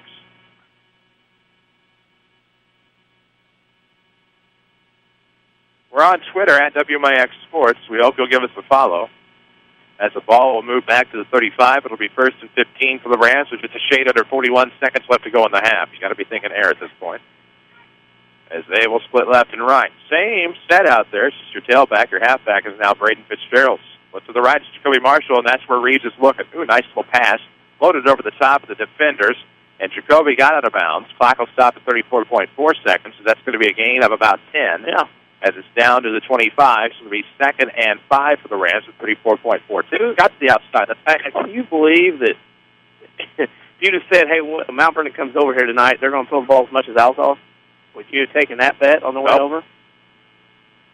Not at all. It makes me glad we don't video archive the game, so. Yeah. I'm glad we'll put the video up after the season's over. I'm glad we got that idea. Well, we started that the first year, and then the second year. I wasn't a fan of it. You got to be careful. You got to take care of your people, but you got to make sure to. Amen. You can have the best of both worlds sometimes. Right. Reeves looking to pass to the right side. It's going to be a fade to Marshall, and that's going to be tipped away, and that'll be the first incompletion of the night for Clayton Reeves. It'll bring up 3rd and 5 as that one was tipped around. Well, the problem was you had a guy back there, Trey Mosley, saw a lot of maroon and white going the other way, nobody there in a white jersey to stop him. But you got to catch it before you can run.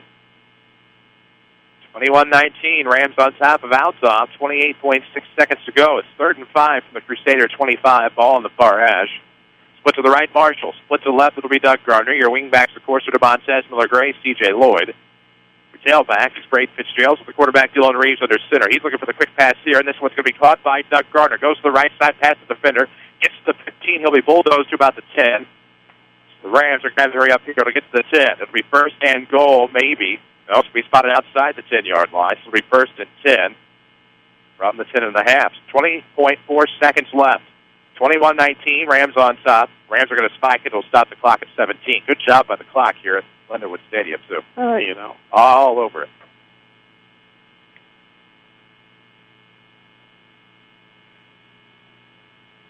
(21-19) the score. It's 2nd and 10 for the Rams. The ball technically on the 11-yard line. Rams do have the football to start the second half as they did kick off to open up the game. So we'll see what they can do here. 8 minutes past the top of the 8 o'clock hour. Glad to have you with us, Brian Reynolds, tuning in. Ask you for the shout-out. We'll give it. I can't believe somebody didn't come up and bother us. Reeves drops the football at about the 25. This could be trouble. He's going to have to get it off. He can throw it away now, wasting time here, and this will be out of reach for Jacoby Marshall. Clock stops at 7. It'll be 3rd and 10. Wasted a lot of time. 3 Crusaders chasing a Ram. That's not going to work out either on this field or in the natural habitat. And luckily, Reeves was able to get to the sideline, and once he got so far, you got to throw that thing off one of those signs over there off the railroad track. Because at that point, when you're out of the pocket, you can't take that chance to throw that ball where he did. That was supposed to be picked off. Picked off, indeed, almost. 7 seconds to play in the first half. 3rd and 10 for the Rams from the Althoff 11. And have a good scoring chance here. Just have to capitalize. 21-19. Mount Vernon up 2. They will have, again, the football to start the second half. Of course, Beauty First Bank of Arkansas is along for the ride. They are the official voice of Rams athletics. This is a huge field goal. Okay. 3rd and 10 with 7 seconds. Mm-hmm. And they're really going to try for the field goal. Good leg, and that's going to be to the outside, so it'll be no good, wide left. So with 3.2 seconds, the Crusaders will have the football. On 3rd and 10, the Rams attempted the field goal.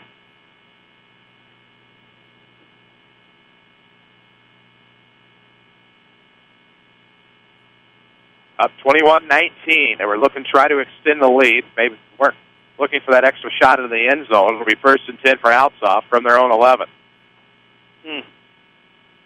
Wow. scoring opportunity missed.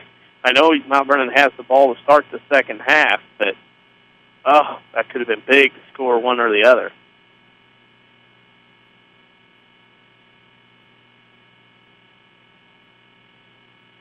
Quarterback Mertens will be under center, split to the left, and he's just going to take the. That's probably a good move there. So, at the half, the Mount Vernon Rams 21, the Althoff Crusaders 19. We'll come back, tell you all about it in your Second Chance Auto halftime show. This is Rams Football, presented by Community First Bank.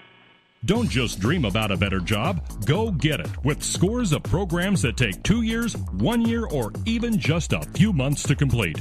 Rend Lake College is your gateway to a career you'll love. From nursing to coal mining, from computer programming to cosmetology, and everything in between. Rend Lake College is affordable, convenient, and ready to get you trained for your new job fast. Call us at 618-437-5321 or visit us at rlc.edu. The tradition of fine vehicles and great service continues at Second Chance Auto. They've been providing quality cars, trucks, vans, and SUVs for families like yours for over 33 years, and many are priced under $10,000. Plus, most have a 3-month or 3,000-mile warranty. Bank rate financing available with instant approval. No gimmicks, no pressure, just honest deals on great vehicles from your friends and neighbors at Second Chance Auto, living and contributing back to the community they serve. Located on Route 142 East in Mount Vernon, call 244-4582. This is Mount Vernon Rams Football from WMIX Sports. The Second Chance Auto halftime show starts now. And we welcome you back, WMIX and WMIXSports.com. Chris Hugo with Danny Czerwinski alongside. Jeff Crow is with us. Avery Bart back at the Mount Vernon studio. We'll talk with Tyler Barker in just a moment with your Rams report, followed by your MVTHS Minute. Second Chance Auto, of course, your home for the largest selection of pre-owned vehicles priced under $10,000 in one location. Second Chance Auto, Route 142 East in Mount Vernon, longtime supporters of the Mount Vernon Rams. Of course, the Rams report, some interesting things to talk about there. We'll talk about the successes of Lady Rams tennis.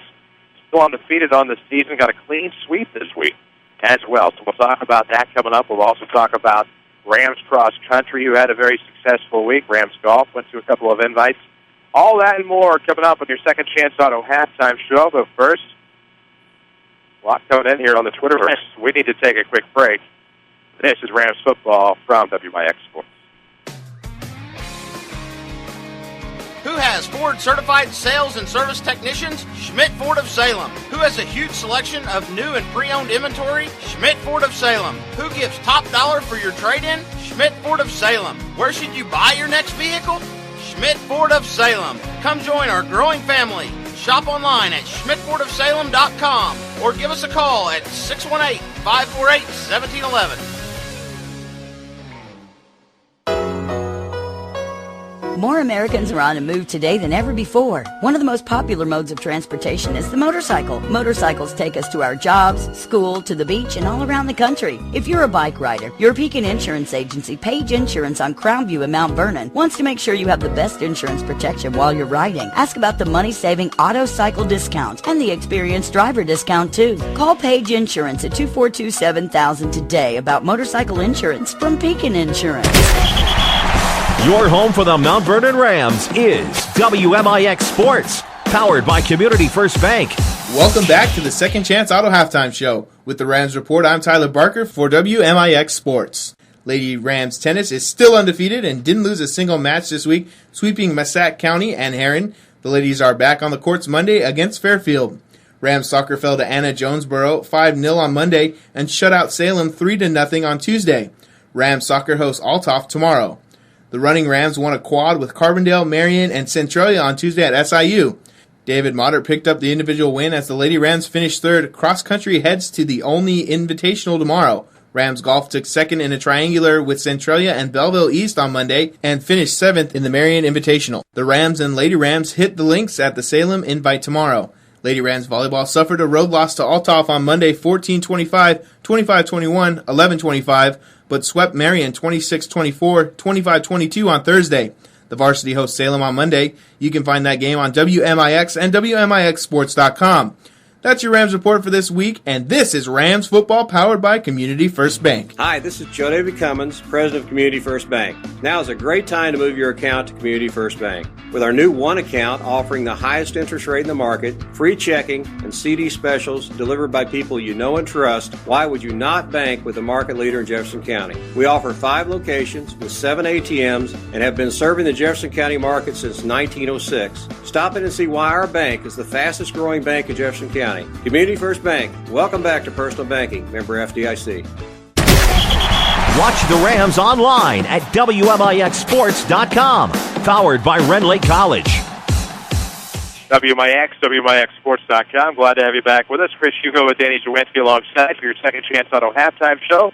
The largest selection of pre-owned vehicles under $10,000 is the Second Chance Auto. Continued supporters of the Mount Vernon Rams on Route 142 East here in Mount Vernon. Of course, no fancy sales or gimmicks, just honest deals and great financing for all at Second Chance Auto. Wow, 21-19 here at the half. The Rams lead the host Crusaders by 2 on what would appear to be homecoming night. That's my guess. It is homecoming. I've seen some sashes walking around and whatnot, so as they announce the court between something or another out here tonight. Oh, we have stats, scores, whatever you want to give us. You went dead on me. A little distracted. Okay. All right, first down, go Mount Vernon 13, Althoff 10. Turnovers are even at 0. Well played first half. Penalties, Mount Vernon 6 for 30 yards, Althoff 6 for 40 yards. Rushing, Mount Vernon has 83 yards, Althoff 34. Mount Vernon 158 yards passing, Althoff 124. Unofficially, if I had everything up right, Mount Vernon outgained Althoff in the first half 241 to 168 to give the Rams a halftime lead of 21-19. Those are your halftime stats. And, of course, we'll get you a full scoreboard here in just a moment. It is 21-19. Rams here at the break over the Crusaders. We'll come back, get you set with the Tony Wells scoreboard update here on your Second Chance Auto halftime show. So glad you could join us tonight as the Mount Vernon Rams lead here at the half. They'll start the second half with the football. We need to get to your MVTHS minute. We'll check out what's going on. Pretty interesting this week, I think. Of course, I get to read the content a little bit earlier than everybody else. So we'll take a break, come back with Tyler Barker in the MVTHS minute. This is Rams football, your Second Chance Auto halftime show from WMIX Sports. I'm meteorologist Dave Bowers. We'll look at your next ride weather. Some rain early this evening, and then partial clearing late tonight. Cooler, a low 51. Lots of sunshine and pleasant tomorrow, high 75. Tomorrow night, clear and rather chilly, a low 44 to 48. Sunday, plenty of sunshine and nice, high 73. Yeah, look for Monday, sunny and pleasant, high 77. And Tuesday's going to be partly sunny with a warm afternoon, a high temperature 81. Next ride weather from WMIX, Mount Vernon, Illinois. At Banterra, we understand that banking is a relationship. It's a friendly face that knows your name, understands your needs, supports your goals. Banterra offers a complete range of personal and business banking products with competitive rates and loans that range from small projects to multi-million-dollar opportunities. We offer conveniences such as online banking, mobile banking, and direct deposit. For a strong community bank with exceptional customer service, Banterra is a smart choice for your banking needs. Banterra Bank, a proud supporter of Southern Illinois high school sports. Member FDIC, Equal Housing Lender. Here's a look at your MVTHS Minute. I'm Tyler Barker on WMIX and WMIXsports.com. Just how rare is it for someone to achieve the rank of Eagle Scout? Ask the Wright family, whose son Michael became the second member of the family to reach the rank in the Boy Scouts of America organization. Only 2% reached the level of Eagle Scout, making the feat even rarer for two brothers in the same household. After joining as a Tiger Cub in 2004 and later the Boy Scouts in 2009, Michael quickly earned 44 merit badges along with the 12 required badges to become an Eagle. Also required is a service project. Wright helped renovate the church pavilion at the Mount Vernon Church of Christ. Wright is also a member of the Marching Rams and Symphonic Band, participates in operetta, and is a lifeguard at Green Hills Golf Club, all while carrying a 4.0 GPA. That's this week's MVTHS Minute, where WMIX Sports explores the best in arts and academics at Mount Vernon High School. Stay tuned for next week's installment. We'll take a quick break on your Second Chance Auto halftime show. This is Rams football from WMIX Sports. High school sports are back, and your source for scores is WMIXsports.com. Also, find archived local sports broadcasts, video highlights, national sports headlines, and more right at your fingertips. Listen and watch live WMIX sports broadcasts from your desktop or any mobile device. Need a score? Want to see a sick dunk? Miss a game? Didn't get up in time for the Saturday sports show? That's right, it's all at WMIXsports.com. Another free service from Withers Broadcasting, WMIXsports.com. Broadcasting live from the WMIX mobile studios, driven by King City Chrysler. This is Mount Vernon Rams Football. And we welcome you back on WMIX and WMIXSports.com. Chris Hugo with Danny Czerwinski alongside, of course, here on WMIX. So glad you can join us. 21-19, Mount Vernon on top here at the half over the Althoff Crusaders on homecoming night at Lindenwood University Stadium. This is your Second Chance Auto halftime show, Route 142 East in Mount Vernon. That's where the home of the largest selection of pre-owned vehicles for less than $10,000 resides. Second Chance Auto, proud supporters of the Mount Vernon Rams. And, of course, about 10 minutes before we start the second half here, this game running a little bit longer than many of the others in terms of what we're watching for our scoreboard update. To stay up to date, you can always check out the Twitterverse at WMIX Sports. We'll get some of those scores on there. We'll get them up on the air to you. But probably the most impressive factoid of the first half. Let's get those scores. Okay, Black Diamond tonight, all halftime. Carmi over Chester, 8-0. Johnston City over CZR, 17-7. El Dorado over Alvarado Trico, 41-0. SBWW leads on the road at half, 12-0. And Fairfield over Mina Goreville, 36-0. South 7 scores. Carbondale at the half leads Centralia at 13-6. Marion over Kokia at 21-14. At the half in the river, Heron over Benton, 16-0. Murphy over Massac, 24-14. And Harrisburg over Frankfort, 14-6. In the Mississippi side, it's AJ over Nashville, 35-14. Carterville over DuQuoin, 43-7. And Pinckneyville leads Sparta late second, 13-0.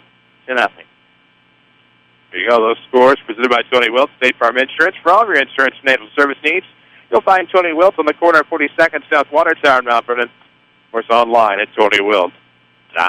Second Chance Auto halftime show continues on. 21-19, your score here at the half. The Rams up 2. They'll have the football to start the second half.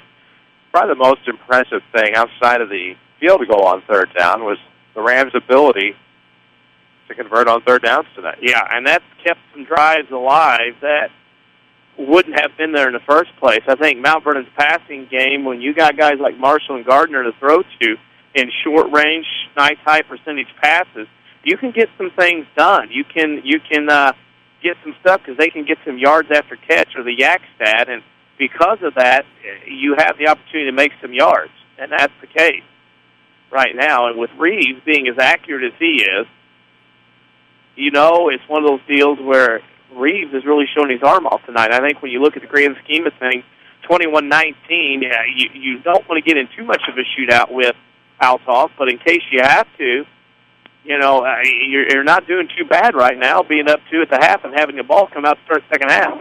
Well, no doubt about that. And, of course, in a good position here. Better position if that field goal is just kind of inside the goalpost just a touch, or if you can get another shot down the field perhaps, but all in all, the Rams have to be happy here up 2. Oh, you got to be happy. You're on the road up 2. And, you know, one of those things where you've got to make a couple stops. I think you're going to have at least 2, maybe 3 defensive stops. If it was a normal type of game and Althoff would take their time, get the line of scrimmage, maybe 1, maybe 2, you might have to make 2 or 3 stops in this game tonight against Althoff, like you did on their last drive where you went after them a little bit, were a little aggressive, and don't let Mertens sit back there and throw like he's in a flag football game out in the backyard. Well, that's going to be, we'll see what happens, of course, here over this halftime break when the Rams are able to come out on the field. But all in all, I think impressive the fact that they came out, got that big stop before the half, and unfortunately not able to do anything with that possession in the grand scheme of things, but then take the 21-19 lead into the locker room. And, of course, Eric Mertens tonight needed just 62 yards coming in to take over Dale Fink's career passing yardage mark at Althoff High School. The Crusaders a lot of success, of course, in the postseason, state champions a couple of times. And then last year, runner-up in Class 2A. But because they got the state trophy, well, they won enough playoff games before even getting to the point of clinching the state trophy. We'll be back into 4A more than likely, of course, with the multiplier, should they be back in the postseason here in 2013. They're going to have to get back. You know, of course, there's a lot of football left. Obviously, by the first half, it took an hour and 10, 15 minutes. They got to get back. They got to get to 2-2, and they've got to get going from here. And not having that path of 2A, as you know and I know, 2A is a whole lot different than the 4A run. Yes, it is. There are no rules up here. Yeah, none. But more like. But yes, and you take a look at that Althoff team. Started off with Chester, and you know, a 9-0 Chester team that well, ran the table in the Black Diamond Conference a year ago, unless I'm mistaken. So Althoff had to travel to Chester, then has to travel to Athens, if I'm not mistaken. And all these teams, I should say, believing that they would beat Althoff, but not understanding Althoff's schedule last year. Of course, same schedule as this year. Right. Won't be the same schedule next year, obviously, but that's another story for another time. But thinking, a beatable team, but, had their struggles. I believe it was against Mercer County in the state championship game. I believe a team from Alito in the grand scheme of it. Mercer County. But all in all, if a few bounces go the way of the Crusader last year, they're 2A state champs. Yeah. A couple of bounces here or there. They really, you hate to say gave one away and not give credit to Mercer County, but boy, people would have lost a lot of money on Althoff not winning that 2A title last year when they rolled in with the schedule they played. And, they're in a situation here, too. Belleville West and them played for the last time in 80 years 2 weeks ago. Not going to play again, or last week, I believe. And then, they're struggling to find games as well because they're the case as a private school. They're too good to play. And your smaller schools don't want to play them. Your bigger schools don't want to mess with them too much because they're mostly South 7. They do play some of the Southwestern schools, but they're going to be struggling to find games as well because a lot of schools don't want to play them because of how good they are, and then the private school factor as well. Oh, that is a factor. I mean, like it or not, that is always going to be a factor for a team like this. And interesting to see, let's face it, some of these schools will be forced in positions to do things they don't necessarily want to do from a conference landscape point of view. But being a private in this area or parochial, a non-boundary institution in this area certainly won't help their case. Should the South 7 be up for grabs for potential merger with another conference? Yeah, and that seems to be ongoing. I mean, that's one of those things where we keep hearing rumors of conferences doing whatever or trying to come up with things to do, and we could talk about it forever. It's the case where the schools and conferences are going to have to be proactive. And, one of those things where teams are struggling to find games. I mean, there are schools that we know of, Mount Vernon included, that don't have games over the next couple of years, and not only 1 week, but maybe a couple of weeks. But, Mount Vernon is very lucky to find Taylorsville and Charleston hanging around. Triad allegedly is going to stick around for week 3. Then you got your conference, and you got week 9, where after next year, Mount Vernon and Mount Carmel's contract's over. Mount Carmel's already looking for an opponent that year, so that contract's over. So it's a very difficult thing in the current system of Illinois high school football. You hear it on Saturday Sports Show. If you're too good or too big, it's tough to find games. Well, it's a case where now the getting was good in week 9 for one of the teams in that rivalry, and so now it's time to get out, and that's, of course, going to be the case there. So it'll be interesting to see who the Rams could come up with for a potential week 9 suitor, but the potential exists where you do lose a couple of your non-conference teams from the past couple of years. Maybe you could sneak some around somewhere, but we'll ultimately have to see what happens there. And, of course, interesting things are going to happen for some of these South 7 teams. And, as conferences continue to kind of shake up in the central part of the state, that is eventually going to be a domino effect here in the South. Already sort of is. Especially Apollo. I've said for years, some schools need to be proactive and not wait and sit around and wait for things to happen, because you're going to see some conferences expand, you're going to see some conferences go down, you're going to see different things going on. I think if you're more proactive than anything else, you're going to have an opportunity to be able to do something. Well, and then, football controlling the landscape of things, of course, and that in itself has had a tremendous impact on how the conferences have realigned and how they have been shaken up over the course of the past couple of seasons. And you look no further than some of the swaps that have happened, of course. You have the Chester-Carterville swap, the Black Diamond River-to-River a few years back. But now you already have some river schools unhappy with that landscape. We'll see how things change in the next few years. The river landscape is there's the Mississippi Division, there's the Ohio Division. And sometimes it's as much separate as anything else. Are you having fun with that door? Yeah. Yeah? I just need to have to shut it. Leave it open. It's hard. I got it. Well, I'm looking. Hey, I was going to say, there's that trash can over there. Yeah. We're on the same page. Well, that guy over there to your right is probably a problem opening that door. Look at him. He has no idea. No. But, that's the thing about scheduling games and the headaches that ADs and football coaches go through. And I think more coming into play with state funding being cut, schools aren't going to be able to travel 3, 4, 5 hours, 6 different states away unless you got a tremendous money source. You're not going to be able to do those things. And you're going to have to play, either teams next to you or maybe play a team twice. Love it or hate it, that could happen. Interesting. Lanphier-Urbana game was canceled tonight. The officials went to the wrong game. They went to Collinsville. They'll have to play tomorrow. Yikes. That'll happen sometimes. Yeah. Maybe Kokia learned the new iOS 7. Yeah, Kokia now up 22-21 on Marion, just starting the third quarter. And we just start the second half here. It'll be a kickoff. It'll be picked up, it looks like, by C.J. Lloyd, trying to run down the middle and able to dive for a few extra yards about the 40-yard line. As the second half is underway, the Mount Vernon Rams lead this one by a score of 21-19. Starting this second half with the football. Chris Hugo with Danny Czerwinski alongside. That was your Second Chance Auto halftime show. Home of the largest selection of pre-owned vehicles, priced under $10,000 in one location. Of course, Rams football, as always, sponsored by Community First Bank of the Heartland. Welcome back to personal banking. Reeves, the quarterback, will be under center as the Rams have first and 10 from their own 40. The ball spotted inside the far hash. 11:55 to play in this third quarter. Split to the left, it'll be Gardner. On the right, it'll be Jacoby Marshall. In motion, it's going to be C.J. Lloyd, the wingback. Handoff. Nope, it's going to be Lloyd on the carry on the sweep to the outside. Got to about the 44-yard line for a gain of 4. It'll be second and 6. That's how this third quarter starts. Trap in. Thanks so much for watching us on WMIXSports.com, presented by Red Lake College, where you can save thousands on your college education. See how and apply online at rlc.edu. 11:30 to play in the third. 21-19, Rams on top. They went the passing game for the bulk of the stretch run of the second quarter. Going back to the run here. Reeves on the carry. Trying to come near side. Bounces off the tackle to the 45. Trying to get to midfield out of bounds at about the 49 in Althoff territory. Favorable spot at the 48. Big first down there. We'll take that one. Favorable spot. Yep. No doubt about it. 6-yard run. Another 6-yard run. Onward ho as they go. Something like that. 11-11, make a wish on the third quarter clock. 21-19 the score. Rams up a deuce. Obviously, they're going to need some more points here. WMIX Sports Mobile Studios are driven by Ford Square, 1501 Broadway, Mount Vernon. View their inventory online at FordSquare.com. Find them on Facebook. On the near hash is the spot.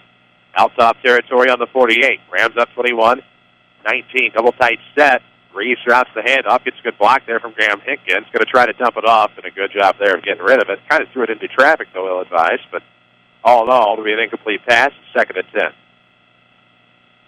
Unbelievable. Carmi is still hanging on 8-0 at Chester. One of our correspondents will be in shock.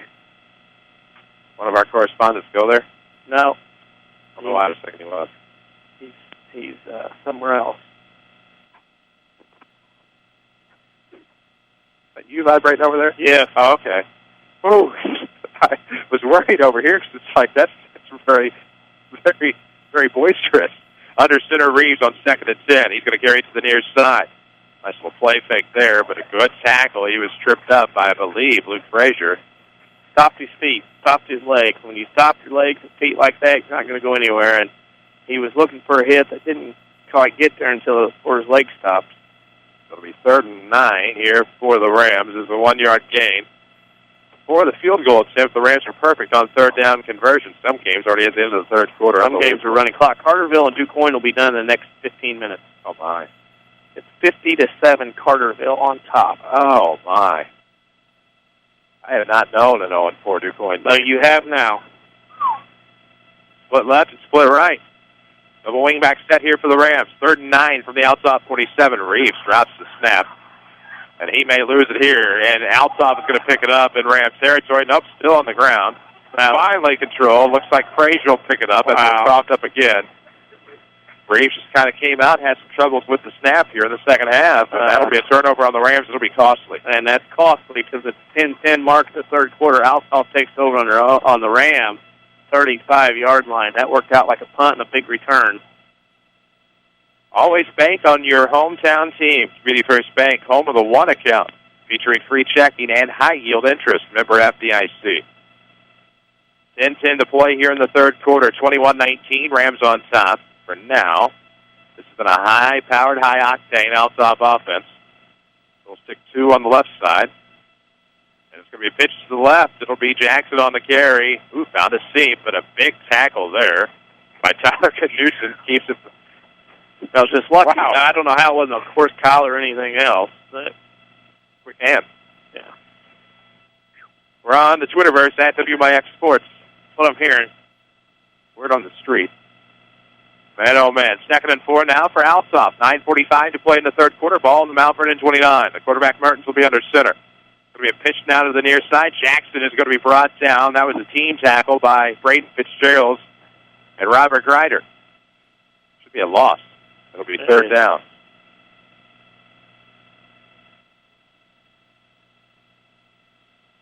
Aaron Benson, that's the Tabor, right? Aaron Benton's at Benton. Yep.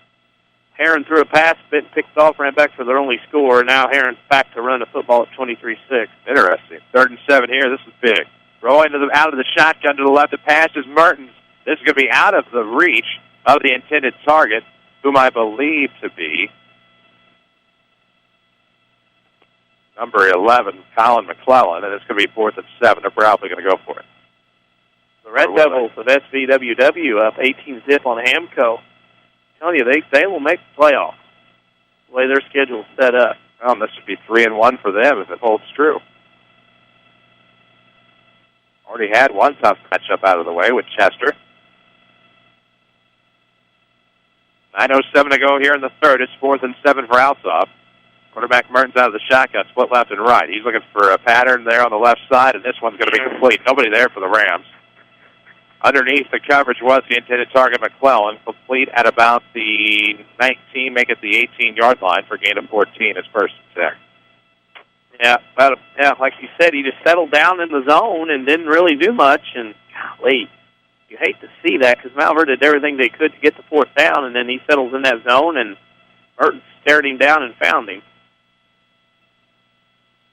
Under center now is the quarterback Mertens.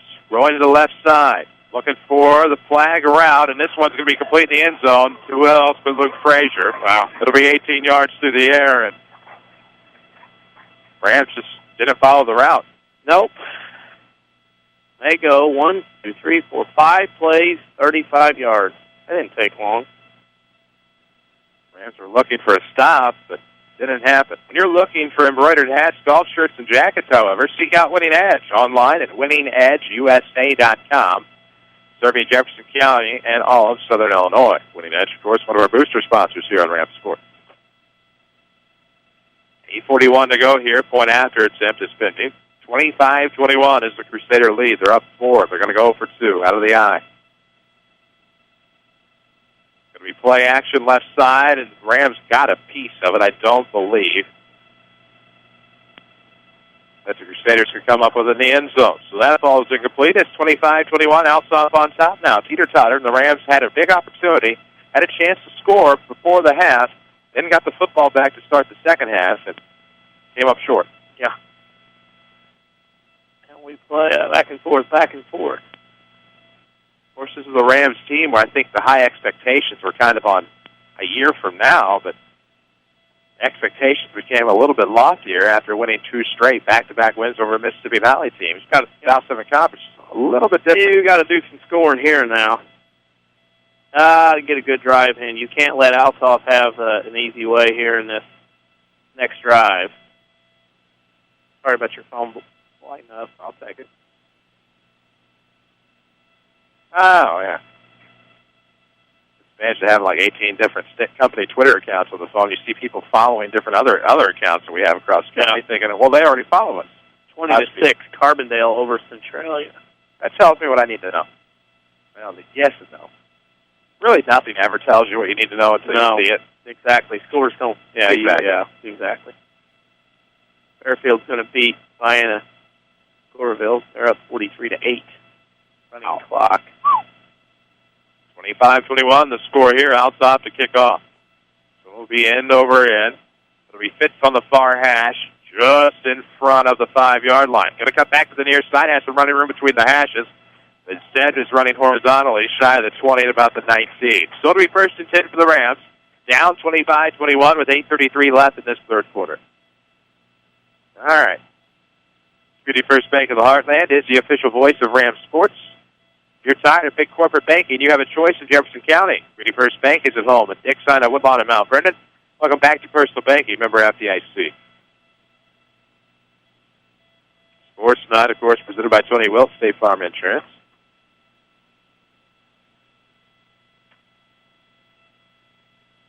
From under center, it'll be the quarterback, Clayton Reeves. In motion, C.J. Lloyd.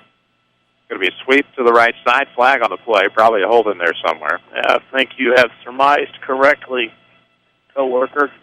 So a gain of 1 will turn into a loss of 9, if you get what I'm picking up, or if you get what I'm dropping. 30-6, Heron over Fenton now. That game with 11:20 left to go in the game. Unreal. As Heron's another team that they've got all their parts and pieces back, so they're a team that could make some noise as we await the call from the field. Carmi up 8-6 over Chester. 9 minutes to go in the 12-game Black Diamond Conference losing streak. Going down the tube there if Chester does not come back. 8:26 to go here. Third quarter action from Lindenwood University Stadium in Belleville. Rams trail the Althoff Crusaders 25-21 after taking a 21-19 lead into the half. Now have first and 20 from their own 9-yard line. Pinned back pretty deep here. Quarterback Reeves will be under center, split left and split right. Pass worked effectively toward the end of the half. They're going to go back with that here, and that was almost picked off. Ugh, dangerous. Mount Vernon's kind of stumbling around right now, and it's kind of the old proverbial phrase that you can smell blood in the water. Here comes Althoff. This is an Althoff team that returns a lot of experience from last year's squad, especially the quarterback Eric Mertens. Luke Frazier got a lot of touches last year. The kicker, of course, returns. So in a lot of skill positions, you have a lot of that talent back, and so you're kind of looking at two different sides of the coin, an up-and-comer and kind of a twilight team. Second and 20 for the Rams, ball on their own 9, in motion. It'll be Demontez. However, this is going to be an inside handoff. The carry's not going to get much off tackle up the gut. It'll be third and long. And now an indefinite passing down. Mount Vernon is in some trouble here. Pointed out that I've been calling the quarterback Clayton Reeves. Have you really? So there's your shout-out. Oh, my gosh. He's over here to the left. Yeah. Well, he and his, they're both here. Sure, there's been a time or two I've called Clayton Dillon. Well, we have this year, next year. Steven. Dillon Reeves, the quarterback at the center. A lot last year. Yes, we did. We'll see Dillon a lot this year, I think. Is this going to be a handoff? Still on the feet is Miller-Gray as he gets to about the 20.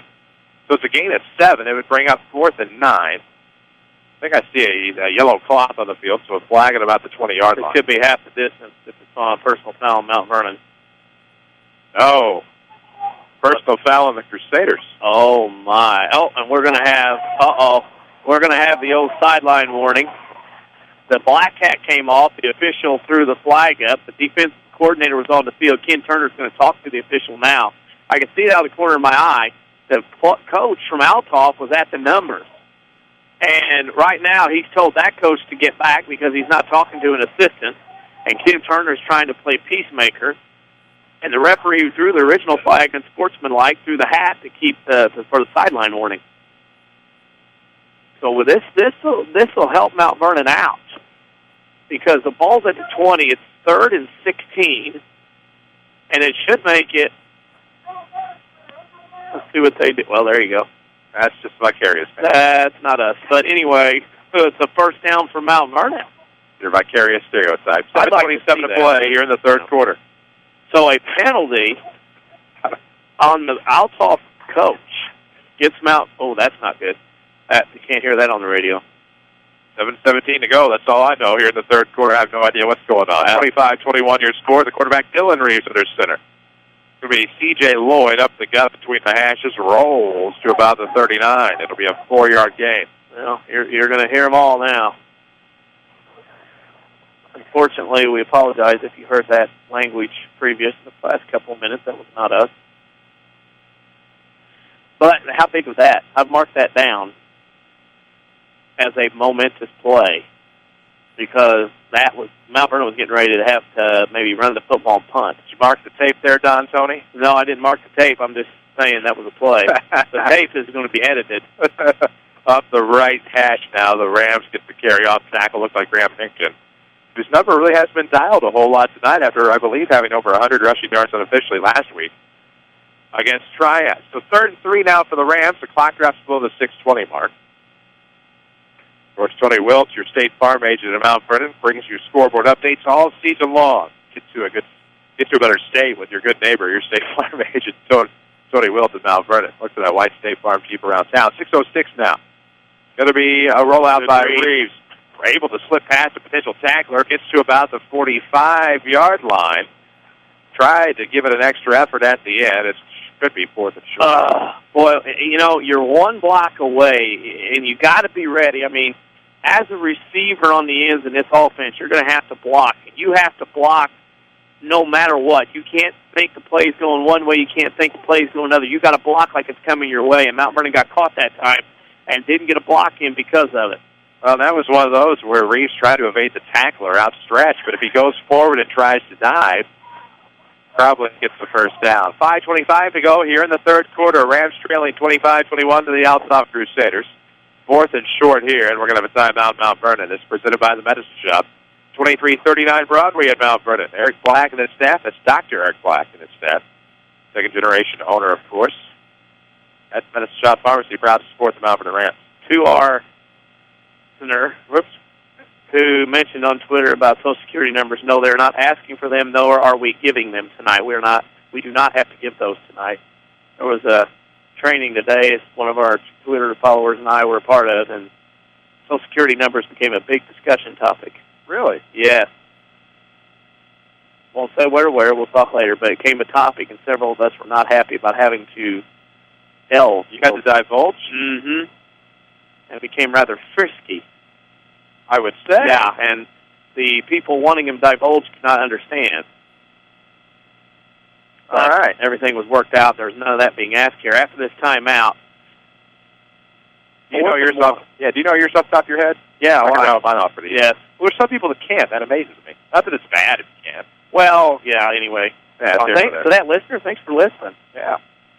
I would not give mine out. No, we didn't want to either. I'll explain the whole story both tried later. to be the type that would not. No. And nor should you. No. Or have to. 25-21 here. We have to get back to the action. 4th and 1 for the Rams. This is the big play here. They rely on Demontez. Can he get it? He's short. And he is unhappy. That's going to be a turnover on downs. He tried to come up to the near side. Ball was on the near hash. Demontez is usually the guy you can rely on here. Surprised he didn't try to go with the Drew Hester type. Yep. They went wide side. They went short side. Tried to sneak him through some yardage, and it just did not work. Supposed to be big for the Crusaders. Golly. And now you give them the short field, and boy, this is a big moment in this game. You know what you could not pay me to do? Yeah. Be an official. There's some high intensity going on here. I mean, you can tell now with 5:12 to go in the third, Althoff will start again in Mount Vernon territory at the Rams 44. Almost that. You had to stop this stuff. Yeah. Out of the shotgun, the quarterback Mertens splits you to the right, one to the left. It'll be McClellan to the left. Jacob Williams is going to give chase, and Mertens is going to be brought down for a loss. Robert Grider in on that. Why do I always want to call him Randy? Because of the Woodlawn native? The Woodlawn graduate. But here's what I've noticed about Mertens. I kind of consider him a Peyton Manning type, drop back throw. He's not going to be able to outrun anybody, which might hurt him as far as the next level goes with what the read option's coming around with. He gets chased down pretty easily. He likes to sit back there and read that novel as a defense. Peyton type looks more like Eli, though. Yeah. I don't know, I'm gathering. Of course, they're almost the same guy. 4:36 to go, 2nd and 14, delayed handoff. It's going to be Dennis Jackson, and that's going to be a good arm tackle there by Tyler Knudsen. That was shy of the 40. That could have been. Hey, Effingham's beat Charleston 19-6. You know, next year, yeah, you got the same thought I do. That front of the schedule for Mount Vernon's looking pretty nice right now. I know we're a year away. Okay, moving on.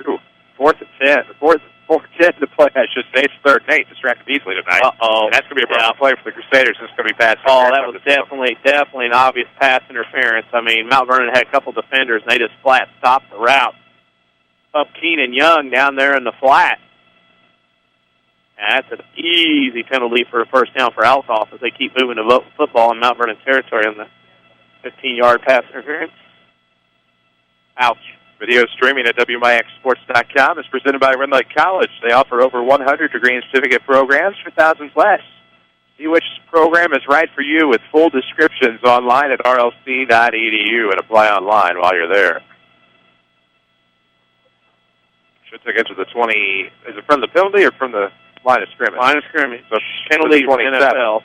College and high school's line of scrimmage. 15-yard penalty to bring up 1st and 10 for the Crusaders. Just outside the red zone now. 4:05 to play in the third quarter, and this second half is definitely favored. Start to say the boys from Belleville. How about Althoff? 4:05 to play. Quick handoff to Dennis Jackson. He's going to shimmy around at about the 25, so a soft gain at 2 will bring up 2nd and 8. Good description. Back at it Monday night, Lady Rams volleyball. 5:15 will be the freshman match as they welcome the Salem Wildcats. Video streaming at WMIXsports.com, of course, on the air on WMIX 940 on Monday night. Salem Lady Wildcats on a roll. Rams football back at home. Pink Out Night, of course. The FBLA Pink Out Night. Ho's teaming up with that. Find out more at mvths.org. And you can order a shirt and support Susan G. Coleman. Race for the cure. This is going to be, incomplete. The flat to Frazier. I think he saw running room before he had the football. Yeah, got to catch it before you do anything else. So 3rd and 7 now for the Crusaders. 3:21 to play in the third quarter. Now, if you're Mount Vernon, it's 2-down territory. The key is, or if you go crazy and you want to send some pressure, you have to be disciplined in sending it. So I think this would be an opportune time to go after him here at 3rd and 7. Trust your corners to do a little one-on-one. So Young split off to the right. They're going to load up on the left side with Frazier, Mueller, and number 11, McClellan. Single back set out of the shotgun for Mertens. They do get pressure. It's going to be a toss down. The field tipped away by Gardner, but looks like it might have been caught in the end zone. Nope, out of bounds. Out of bounds. Got to have a foot in high school football. Good defense. Forced the pressure. Ball was a little wide. Good job defensively. So 3:13 to play here in the third. It's 25-21 Althoff. Rams looking for 3-1, trying not to fall back to 500. Mississippi Division calling, taking the blowout championship title held away from the Black Diamond tonight. 2 games are short games. Empty backfield here on 4th down, 4th and 7. Burton drawing to the left side, looking in.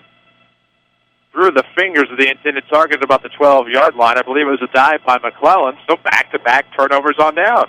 Stop them at the 24. Oh, my. That's a big defensive stop. There's one. I said 3. I got to have 2 more. That was a big defensive stop earlier, but are you talking second half? Second half. Reminds me of what I forgot in the pregame. Dang it. Yeah. I had a good one, too. Dang it. You were busy doing a bunch of things. Well, I wasn't complaining. We ran out of time. We need to readjust. Yes. We need to have a meeting on the way home. Right. Call a meeting. Well, and I'll work that into the format, you see. Oh. And then I'll know. Is that legal for us to call a meeting on the way home? Yes. Okay. The WMIX Sports Mobile Studios, driven by King City Chrysler, oddly enough. 1st and 10 for the Rams. And up, hey, there it is. That's C.J. Lloyd finds some running room as he gets to the 35. Finally pulled down outside of the far hash at about the 37. Could have been the old horse collar. However, what happened was they let go. The defender let go. That's why there was no horse collar penalty called. That was a nice run. I thought we had an excellent pre-meeting place tonight. Oh, always. Love that place. Among my favorites. Can't get the old Coke that I like there anymore, but definitely got my spicy Sammy. It's going to be up the right side for Graham Hickton on the carry. Oh, leveled. There on the left side. We get to the 40 for a gain of 3 on the far side. It'll be 2nd and 7. 2:23 to play in the third quarter. 25-21. Althoff on top of the Mount Vernon Rams. Here as we edge closer to the 9 o'clock hour. Told you about the WMIX Sports Mobile Studios driven by King City Chrysler. The 2014 Jeep Grand Cherokee on display right now at King City Chrysler. Redesigned. Go see it. Look for it online at kingcitychrysler.com. Split to the left will be Dougie Gardner. Split to the right, Marshall. Man in motion was C.J. Lloyd. And there was a fumble of the football here at about the 39. Rams seem to indicate as if they have it, but either way, not good. Nope. Tossed it down. Doesn't go anywhere. Oh, my. slippery hands in this second half of the Rams. You notice that? And again, you would think it'd been the first half when the rain had occurred and whatnot. Andy Kane turf here at Lindenwood University, Belleville. Blake Strickland and Daniel Morrison both in attendance tonight. The Rams who are now here at Lindenwood University. On the baseball side, Colin Young will start his baseball career here next spring. I think he's here somewhere. Well, I saw him. I think he had some HCL surgery recently. This will be an off-tackle run up the right side. Nope, break it to the outside. First down yardage for Demontez Miller-Gray, demonizing this defense yet again, and he'll get to midfield. It'll be first down yardage for the orange and black. Not too shabby. Oh, Chester now pulling away. Front row. Another first down by Mr. Heisen. Making a living on that sideline. Drive continues now. Fairfield gets the win, 43-8. Oh, he's a junior, right? Yeah, I know. Isn't that scary? That a is. lot of almost. Graham Henkin, the junior. Yeah. Thankfully. 25-21 the score. Less than a minute to play in the third quarter. Rams trailing by 4. Inside handoff's going to be to the aforementioned Graham Henkin, who makes a nice fullback dive past the 45, past the far hash to about the 44. It'll be a gain of about 5. It cuts it in half per second at 5. Middle. Clock below the 45 second. The middle starting to split a little bit. Althoff starting to get blown out off that football there. It's starting to come into play now. And you kind of get the impression of kind of reserving Graham Henkin for the second half. Yeah. And the Rams having done their homework. And not making it easy for other teams to do their homework. 25-21 the score. 19 seconds to go in the third quarter. 2nd and 5 for the Rams. Ball in the outside 44 on the far hash. Quarterback Reeves under center. It's going to be an off-tackle carry for C.J. Lloyd. He might have gotten a couple of yards if they give him the progress. If so, it would take it down to about the 42-43. It'd be about 3rd and 3 or 4. C.J. Lloyd is down on the ground. It's not looking to be too comfortable down there. 1.1 seconds left to go in the third quarter. Again, 25-21 is the score. Chris Hugo with Danny Czerwinski alongside on WMIX and WMIXsports.com. Always bank on your hometown team. Community First Bank, home of the One Account. Featuring free checking and high-yield interest. Member FDIC. They are the official voice of Rams Athletics here on WMIX and WMIXsports.com. Avery Barton is back at our Mount Vernon studio. Jeff Crow here with us. Tyler Barker joined us at the half. With Danny Czerwinski, of course, I'm Chris Hugo. We approach the 9 o'clock hour here from St. Clair County.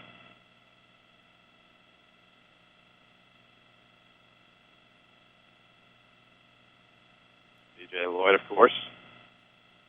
The Ram on the field with 1.1 seconds left to go in the third quarter. We need to pause for station identification. This is Rams Radio. Honored annually by the Illinois Broadcasters Association for broadcast excellence. WMIX Sports is WMIX Mount Vernon, a Withers broadcasting station. It is indeed. Told you who we were a moment ago as far as personnel. That's who we are as far as the FCC knows us. C.J. Lloyd starting to rise up as he is now sitting up at about the 49, or make that the 46-yard line. The numbers on the field, there's enough of a contrast here. I was sort of worried about the white on the... It's more of a gray, yeah. A dark gray, where the white's on the dark gray doesn't really affect it too much. So Lloyd is up and will leave with some assistance. While it is a blow to the Rams' running game, if he is unable to return, the Rams do have some guys that can fill in quite nicely, and that's been the benefit this year. Is having guys that come in and run the football. Multiples, as they have called them. And so, one of those guys just happens to be Drew Hester, the sophomore, who will check in. So time will expire here on the third quarter. It's the Althoff Crusaders 25, the Mount Vernon Rams 21. We'll take a break, come back, and set to the fourth and final frame here from Lindenwood University Stadium. This is Rams football, powered by Community First Bank. Complete. That's the Orthopedic Center of Southern Illinois with a full sports medicine clinic, state-of-the-art MRI, a spine care team that focuses on pain management, arthroscopy specialists offering total joint replacement, hand surgery, and complete rehabilitation services. Doctors Chow, Hool, Ahn, Kowalski, Freehill, and Smith stand ready to serve you today with offices in Mount Vernon and Centralia and satellite offices in Benton and Nashville. Find out more online at orthocenter-si.com. Hi, this is Joe Davey Cummins, President of Community First Bank. Now is a great time to move your account to Community First Bank. With our new One account offering the highest interest rate in the market, free checking, and CD specials delivered by people you know and trust, why would you not bank with the market leader in Jefferson County? We offer 5 locations with 7 ATMs and have been serving the Jefferson County market since 1906. Stop in and see why our bank is the fastest growing bank in Jefferson County. Community First Bank. Welcome back to Personal Banking. Member FDIC. This is Rick Pay with Community First Bank. You're listening to the Rams on WMIX. There you have it. Quickly back to the fourth quarter. 35 for the Rams. It'll be a handoff to Graham Hemken. He'll dive for extra yardage. Gets to about the 42. It'll be a gain of about 2, but it'll still be fourth and about 3. Not bad. Keep plugging away. Keep plugging away. Nothing wrong with this. See what the Rams are able to do here. 4th down and 3. Ball on the Althoff 42-yard line. 3 yards to go. 11:29 to play in the fourth quarter. Rams trailing 25-21.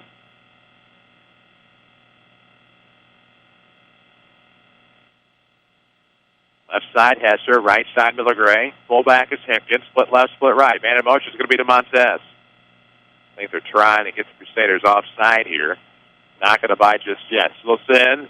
Hester motion going to be rollouts for Reeves. Now a pitch off to Hester. It's going to be lost. Reeves had the first down, and now the Rams are going to get a broken play. Can Demontez make something out of it? A tremendous loss. Rams had the first down, then pitched it out to Drew Hester and lost a big opportunity. You betcha. Yeah, and that's a shame, too. Oh, boy, it was tough. Had the first down. Yeah, at least it looked like. May not have. Oh, man. So turnover on down, so that's pretty well been the game of it thus far. And the defense for Althoff makes another stop. So here comes stop number 2 that Mount Vernon needs in this second half. Amazing. We had a feeling this one would be a dandy, and it's lived up to that expectation thus far. Well, with 10:56 to go, Mount Vernon's made one stop defensively. I said 3 in the second half to win. Another one is needed here. Out of the shotgun, it's going to be a handoff to the running back. Jackson coming to the near side. Gets between the hashes past midfield to the 45-yard line. It'll be a gain of about 8. It'll bring up 2nd and 2. 10:44 to play in the fourth quarter. 25-21, Crusaders on top. You kind of foresee this as a must-win if a Rams football team would have dreams of the playoffs. Burns out of the shotgun. Frazier's going to roll off to the right. It's going to be a handoff to Dennis Jackson again. He has worked tremendously thus far. Found a nice little seam and is able to dive to the 39-yard line. Gain of 6 will move the chains. 1st and 10 for the Crusaders. You worry, Chris, because you see Althoff's offensive line start taking over. And that's the problem, because if they can run the football, it's going to be hard to stop a two-headed attack like what they have. 3 to the left. It's going to be Jackson again on the run as they're getting some running room, getting some nice seams there. Holes created by that offensive line. Pass the 35 to the 34. Another gain of 6. It'll be 2nd and 4. They're not going to give that a good spot. It'll only be a gain of about 5. The First Bank of the Heartland is the official voice of the Rams on WMIX and WMIXsports.com. 9:55 to play here in the fourth quarter on the road. Althoff on top with the football. Threatening from the Mount Vernon 35. It's going to be another handoff, this time left to right. For Dennis Jackson, who simply stumbles at about the 34. Turf Demons got him. Turf Demons jumped up and tripped him. You'll have that. Tony Wilt, your State Farm agent in the King City, of course. Find him online at TonyWilt.com. Walk in, call in, or click in like a good neighbor. State Farm is there. Of course, look for that white State Farm people around town as well. A mobile calling card, so to speak. Get you some more Tony updates, score updates, I should say, here in a moment. Single back shotgun set, flag on the play. It's going to blow it dead here at the 9:14 mark of the fourth quarter. Crusaders still on top, 25-21. On Althoff, way it looks. Complete the formation. Oh, push it back 5. 8th penalty of the night on the Crusaders. Interesting one there in Centralia. 20-12. Garb-Hill after 3 last I got. I think maybe they'll win it again, 36-8 over Sparta. They have a winless DuQuoin team coming in. Very interesting. Push back to 3rd and 10 for the Crusaders as it goes back to the 40-yard line. Less than 9 minutes to play here in the fourth. 25-21 Althoff. McClellan will split left. In the left slot, Frazier. On the right, Mueller and McClellan. Or make that Young. They're looking to the left side on the pass. This one held on. Frazier again. Just outside the 25 at about the 26. It'll be first down yards. 14 through the air. 15 more yards and a first down. Oh, my. They're tied at 20 in C-Town. Yeah.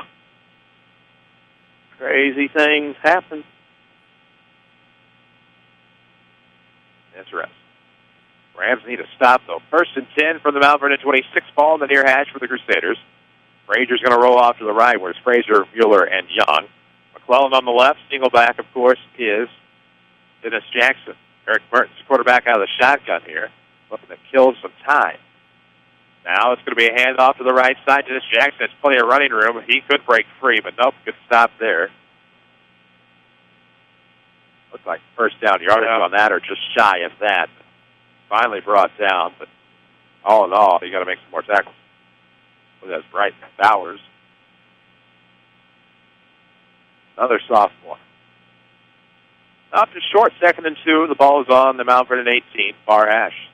7:55 to play.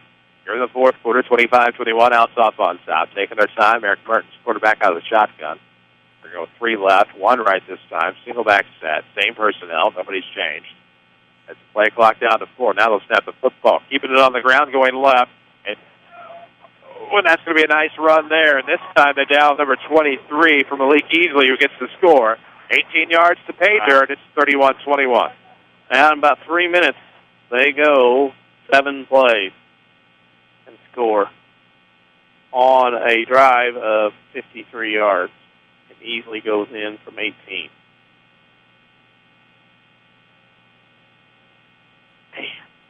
100 opportunities. Yeah. Just the story of the night. Not that the Rams haven't necessarily played well. Just some key miscues have cost them at the wrong time. Agent on for the point after. It splits the upright. Should be good. And it's 32-21. So a 2-possession game.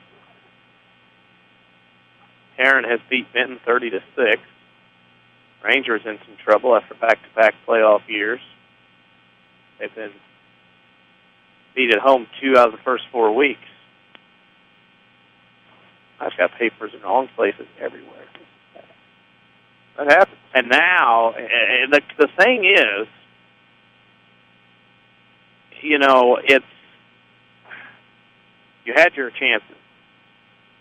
And, you just, you had your chances.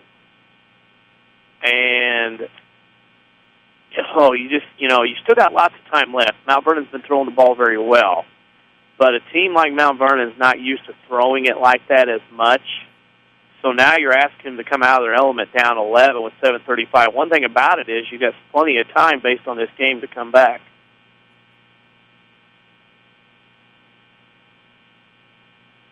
Agent on for the kickoff.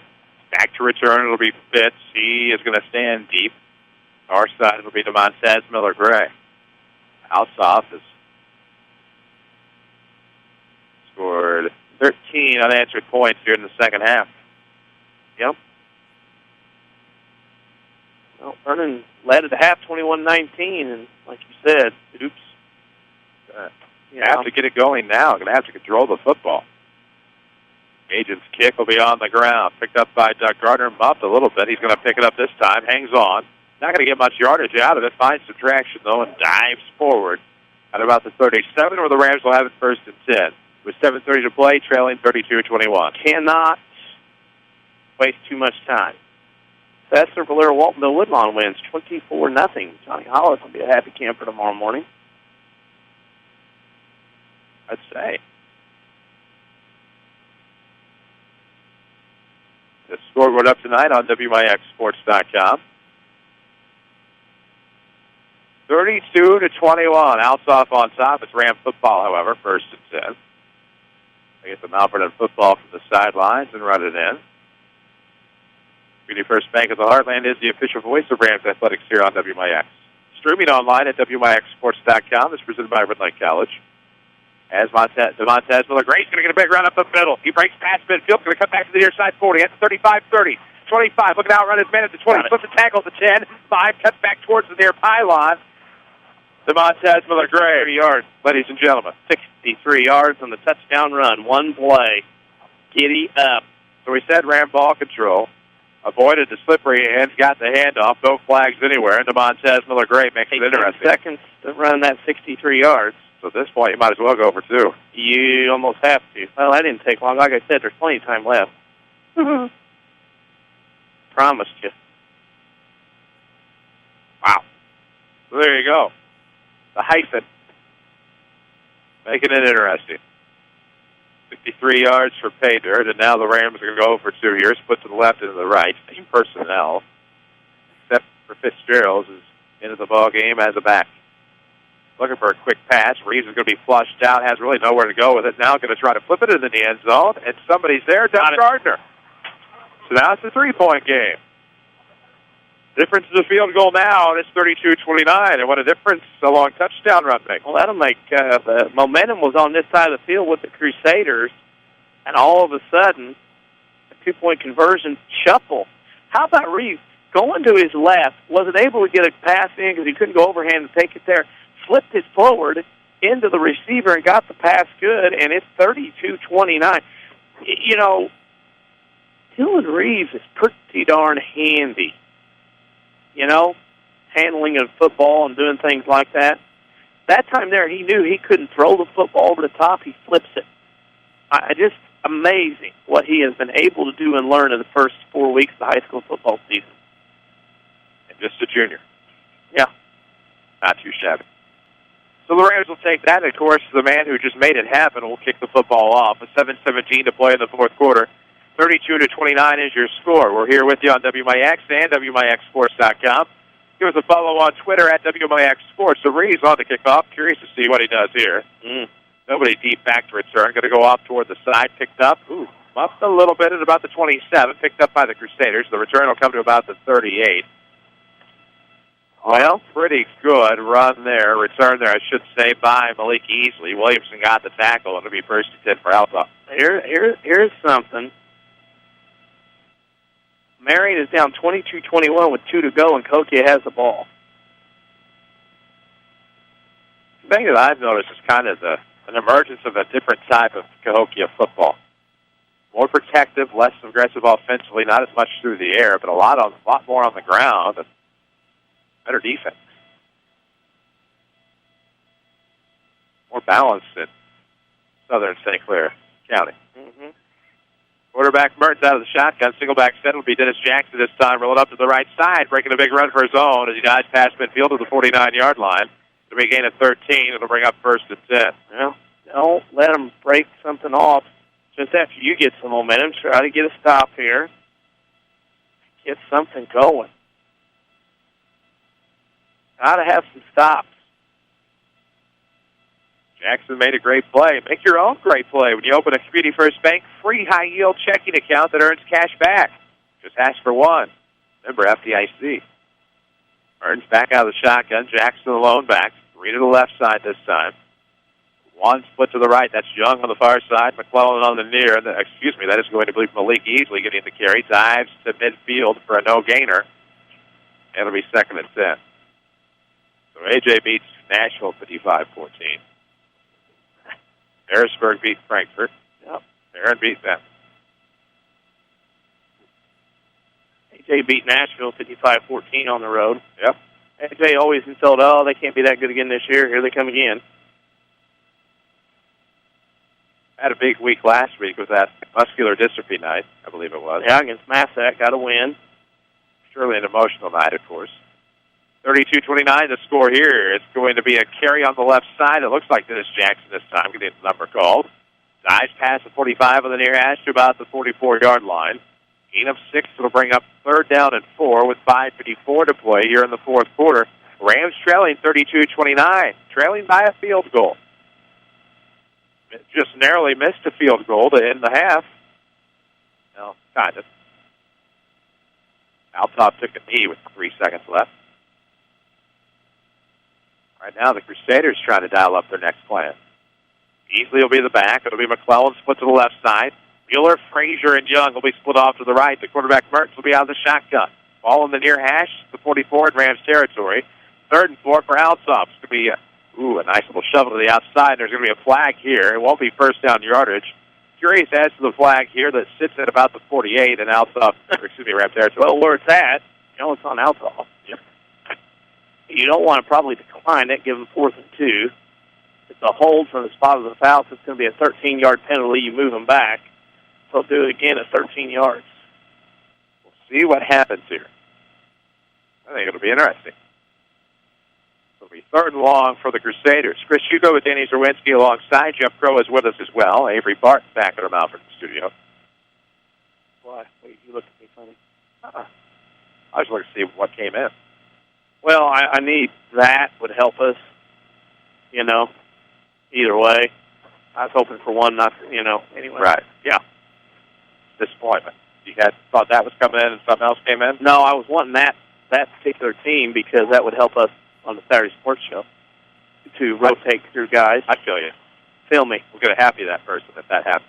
Yeah. Mertens rolling to the left side to pass. That empty backfield, and he will succumb to the pressure between the hashes. Looks like Andrew Heiner, Drew Hester, Brighton Bowers, and Robert Ryder. Hey, Bowers made the main contact, though. He's a sophomore. Stop number 2. If Althoff can't get a first down. 4th and 25. Anything could happen with the Crusaders. They're used to no boundaries. Yeah. If 4:30 to play. 32-29 to score. Out of the shotgun is Mertens. Don't. Make me laugh. Doubles on both sides. Mertens going to roll the clock down, I think. Does so. A little bit of a pooch. Past midfield and out of bounds. Good job, right? 45-yard line of Rams territory. So it'll be 1st and 10 for the Rams with 4:11 to go. What did we say right before the half? It could come down to whoever has the ball most or last. And another thing is, 2 stops. Right. And we've seen so many facets of the Rams or I should say we haven't seen so many facets of the Rams offense tonight. Do you think if maybe those start to come to play, come to fruition? We'll see what happens. 4:11 to go in the 4th quarter. Rams down a field goal. 32-29. They have possession. 1st and 10 from their own 45. Ball spotted at the far hash. Reeves, the quarterback under center, split left, split right. Wing back, and it's going to be Demontez Miller-Gray. Last play from scrimmage, he had a 63-yard touchdown run. Not quite. He's going to be 60 yards short of that this time as he gains 3. That's okay. 2nd and 7. You'll take it. Yep, you'll take it. 4:10 mark when this drive started. Oh, my. This is going to come to the wire. 3:47 to go here in the 4th. Clock continues to run. The play clock is at 16. 32-29. Rams trail by a field goal. Split to the right. Jacoby Marshall. There'll be Fitzgerald's in motion on a sweep run. Going to try to get past midfield. Does. Just inside the near hash, diving to about the 48. Oh, if so, that's a gain of about 4. It'll be 3rd and 3. Chunking off yardage ever so slightly. 2 down territory. Mount Vernon with, I'm thinking 3 timeouts. I could be wrong. I think 2. Burned one earlier. Oh, okay, 2 time. Oh, well, the lights are half off. It's kind of like, anyway.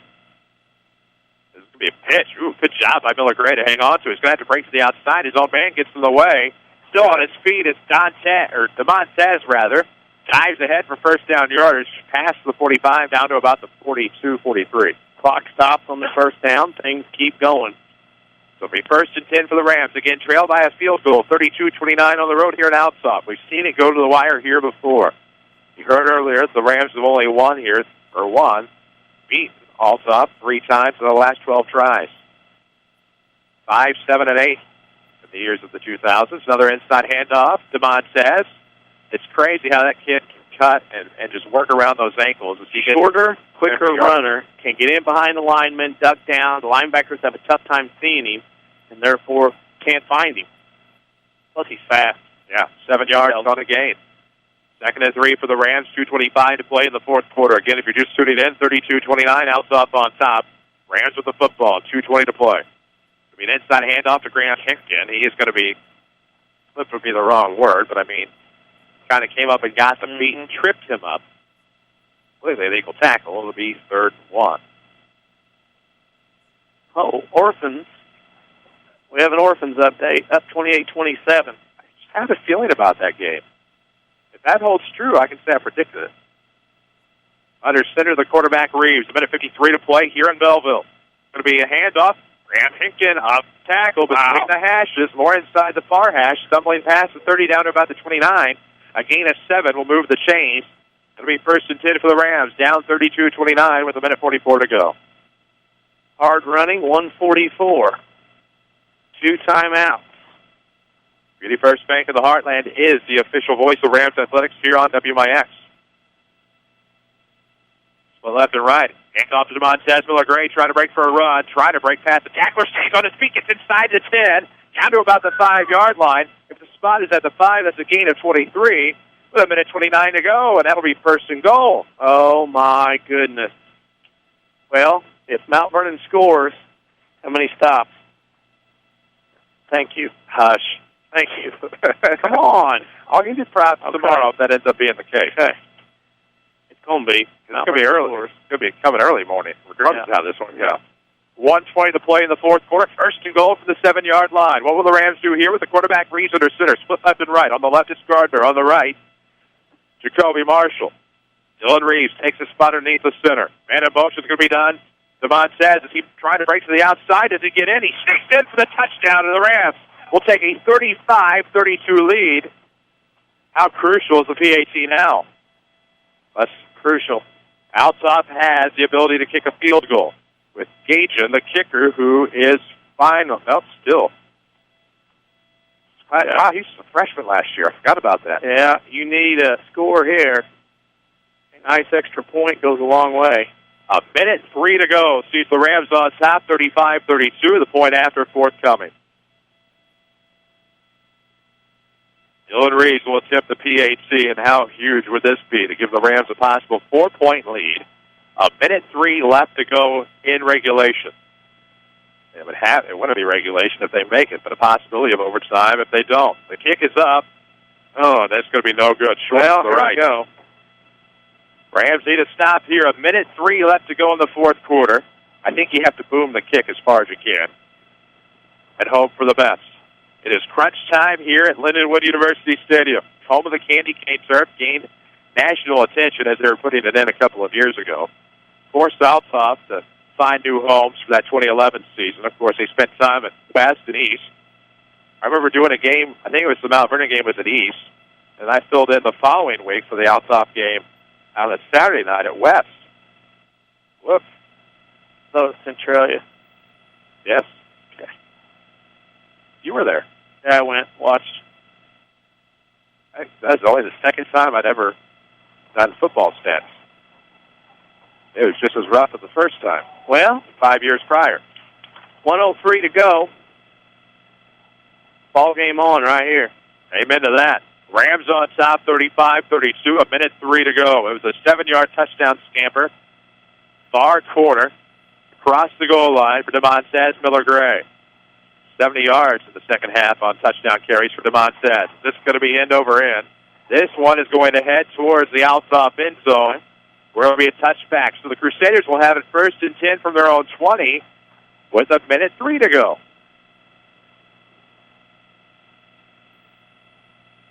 Beauty First Bank of the Heartland will be here for you all season long, bringing you the best in Rams broadcast coverage. Of course, always bank on your hometown team. Beauty First Bank, home of the One account, featuring free checking and high-yield interest. Member FDIC. Pinckneyville is beating Sparta 36-14. Tony Will brings you that scoreboard update. The Rams, if they can get their 3rd defensive stop of the second half, which, as you said, was going to be a key, they are 3-1. Mertens with plenty of time to throw. It's going to be complete to Luke Frazier. He'll step out of bounds at about just past the 30-yard line. They're going to spot it right at the 30 with 58.3 seconds to go, and that would be a gain of 10 that will move the chains. So it'll be a fresh set of downs for the Crusaders, and that was only about 2.8 seconds off of the clock. Going to have to keep them in bounds, keep them from getting first downs. Mertens, the quarterback. 1st and 10 for Althoff. Single back set. Has plenty of time to be flushed out as he rolls to the right. Ryder gives chase. It'll be dumped off, and that'll fall incomplete with 51.9 seconds to go. 2nd and 10, the 30. Marion loses to Cahokia tonight, 28-21. That's interesting. Big B wins 30-21. Nice. Red Lake College Powers is streaming on WMIXsports.com. Save thousands in your college education. Apply online and see how at rlc.edu. Richard Moore, Tony Wells scoreboard updates throughout the rest of the night. 51.9 seconds here on the shotgun with a single back, 2 on each side for the quarterback, Eric Mertens. Looking to go long. Almost picked off. It is picked off. Tipped by Jacoby Marshall. Recovered by number 32, Jacob Williamson. And the Rams will have control of the football with 47.2 seconds left. There you go. Does that count as a stop or just a stop, is it not? Yes, thank you. I said 3 stops. So you want a plaque or just a signed certificate? I just want to say I got credit for calling 3 stops. I'll get you a certificate with a signature stamp on it. I don't need a certificate. I'm just saying what I predicted on a half. What a big INT there for the Rams. 47.2 seconds away from a come-from-behind victory over the Althoff Crusaders. Well, your people head for the exit. You're going to have to maybe run the ball a little bit. Althoff still has 2 timeouts. So the quarterback, Reeves, will get the quarterback keeper. Run it right up the gut. Althoff, of course, going to call the timeout. Presented by the Medicine Shop Pharmacy, 2339 Broadway in Mount Vernon. See Dr. Eric Black and staff at the Medicine Shop in Mount Vernon, where they proudly support the Mount Vernon Rams. 41.9 seconds to go on the timeout, 35-32 Mount Vernon on top. It was a gain of 3 to take it to the Althoff 38 to make it 2nd and 7. So it's still a big possession here for the Rams. So they had 3 timeouts. Yeah. Couldn't see on the board, admittedly. Mount Vernon's going to need a first down. I mean, I don't care how you cut it. You're going to need a first down. And if you don't get a first down, if you run it now, 3rd down timeout, then you're going to be running 3rd down. They blow another timeout, so they're out at that point. Then if you don't get a first down, you can pooch kick, make them run it back. I'm thinking it'll go 90 yards in 30, 25, 20 seconds. First down would seal the deal in this point. 2nd and 7 for the Rams. The quarterback, Reeves, under center, split left, split right, in motion to Demontez Miller-Gray. He's going to break for a run, get a first down. Still in his finish, he's past the 10. The 5, touchdown. It's 41-32, and that's going to seal the deal. Wow. 38 yards? Yeah. You know who that was? Yeah. Player of the game. Hyphen.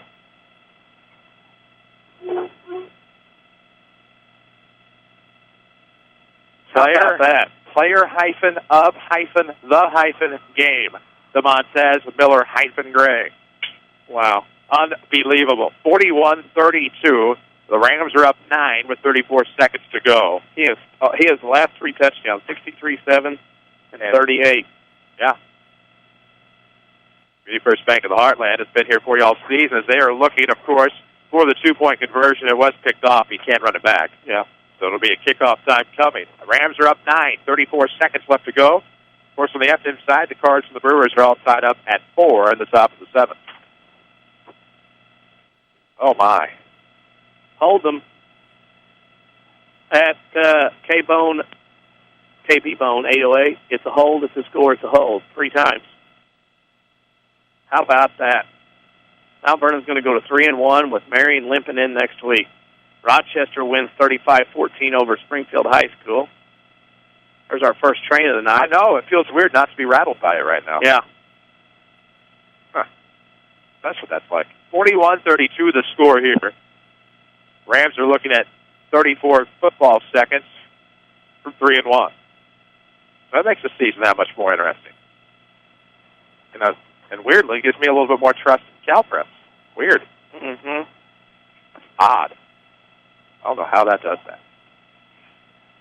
Demontez Miller-Gray, though, unbelievable.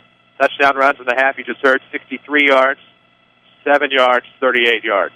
That's over 100 yards just on the touchdown carries. Good one-handed pickup by Silvestri. His knee was on the ground, so that is where it's going to stop. But it just kind of corralled it, olayed it with his left hand, and that's where Althoff will have the football. Fourth quarter action. Late in the fourth, 32.8 seconds left. The Crusaders are down 9, but certainly have the aerial attack and the ability to possibly tie this game. It's going to be tough. And things would have to happen almost perfectly.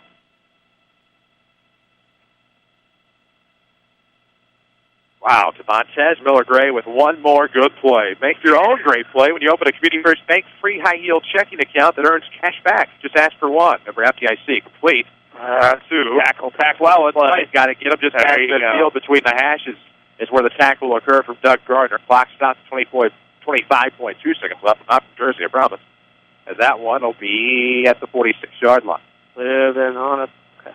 Chains are moving. Clock stops for 23 seconds. Thank you. Amen to that. It's going to be incomplete to Frazier, and the clock will stop. They look for Frazier on the left. That was Eric Mertens. They started the clock early.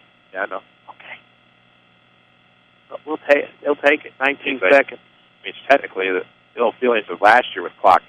Oh, yeah. Can't really be mad. Oh, no, it can't be. 19.2 seconds left to go. Empty backfield out of the shotgun for the quarterback, Mertens.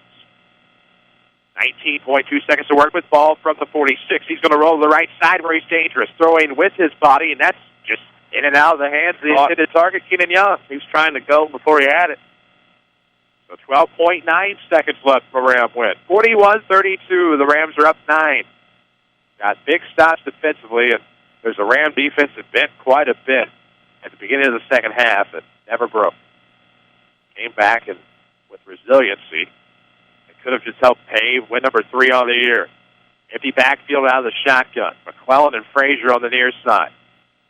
We're going to send Jackson back to the left with Mueller and Young on the right. Mertens back to pass with 11 seconds. Looking downfield. Almost intercepted. Oh, wow. Almost intercepted by Andrew Hyder, and then they're going to call pass interference with 7 seconds. So Althoff will get a first down. But by the time they drop back and throw this one, there's not going to be a lot of time left to do much anything. The Rams are going to win it.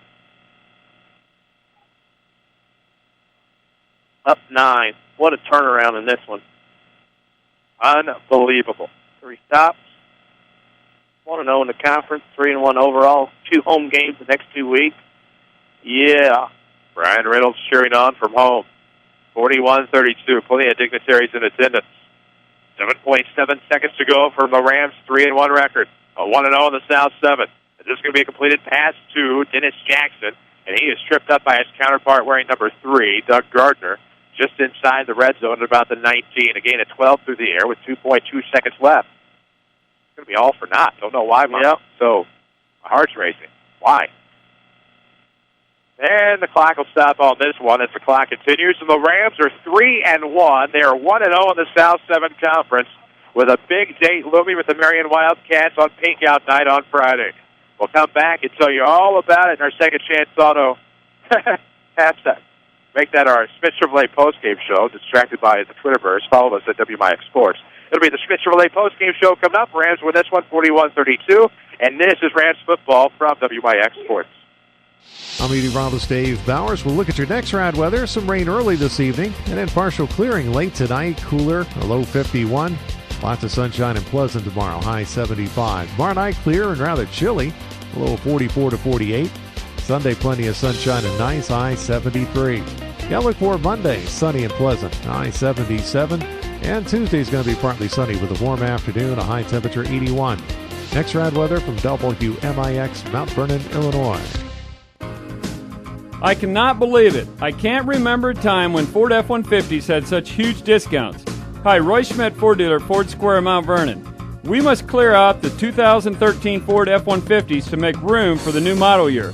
This means massive discounts on America's favorite truck.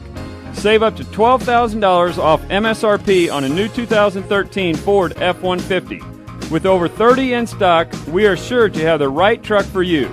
From tuxedo black, metallic to Adobe, from silver to race red to blue flame, from XLTs to FX4s to Lariats and beyond. We have all the colors and models ready to get you to work. Come see one of our sales associates to get the best savings on the heavyweight truck champion at Ford Square, Mount Vernon, 1501 Broadway in Mount Vernon, or shop us online at fordsquare.com and find us on Facebook and Twitter. Just how big of a Saluki fan are you? People's National Bank is challenging your fanhood. Show your Saluki colors by opening a Southern Illinois University Saluki free checking account exclusively at People's National Bank. It only takes $100 to open. Your first box of Saluki checks is free, and Visa check card. Online banking and bill pay are free too. Stop by People's National Bank today to find out more. People's National Bank, official home of Saluki Checking. Member FDIC, non-usage fees may apply. Backaches, bad hips, rickety knees? Why not try aquatic therapy? The Red Lake College Aquatic Center has more than a swimming pool. Try a 6-lane, 75-foot lap pool, along with a whirlpool 10 feet in diameter and a 10-foot by 20 hydrotherapy pool. Aquatic therapy is very affordable. In many cases, the tuition is waived entirely. With special access and dressing areas for the elderly and physically challenged, getting in the water is easy. Experts are on hand to assist with various areas of aquatic fitness and rehab. Call 437-5321 extension 1207 or visit rlc.edu. Learn to live healthy, learn to live well, and learn how you can live free from unexpected medical expense with a major medical expense policy from Pekin Insurance and the Page Agency. Health insurance that covers hospital, medical, and surgical expenses offers a wide choice of deductibles and a non-tobacco user discount too. Rising medical costs don't have to be a problem with a major medical expense policy from Pekin Insurance. This is coverage we hope you'll never need, but you just can't be without. Call the Page Agency at 242-7000 about a major medical health insurance plan today. This is Mount Vernon Rams football from WMIX Sports. The Schmidt Chevrolet postgame show starts now. Schmidt Chevrolet, SchmidtChevrolet.com. Glad to have you with us, of course. Schmidt Chevrolet postgame show here on WMIX. Still video online at WMIXsports.com. Chris Hugo with Danny Czerwinski alongside. Jeff Crow brought you the video angles on the internet. And then, of course, Avery Barton back at our Mount Vernon studio. The Rams win this one and come from behind fashion by a score of 41-32. Wow, Demontez Miller-Gray, of course, was the key highlight there late in the second half. 3 straight touchdowns was the difference. Man, a show, a performance, a happy group of Rams on the west end zone of fans and players. Mount Vernon sneaks out of here with a 41-32 win. Sneaks out indeed. Plenty more to tell you about on your Schmidt Chevrolet post-game show. We'll get you some final stats. We'll get you one final Tony Wilkes scoreboard update. And then, of course, we'll get you a player of the game. Community First Bank in the Heartland, the official voice of the Mount Vernon Rams, with you all night long. Now here on your Schmidt Chevrolet post-game show, we'll come back and get you wrapped up. We'll take a quick break. This is Rams football from WMIX Sports.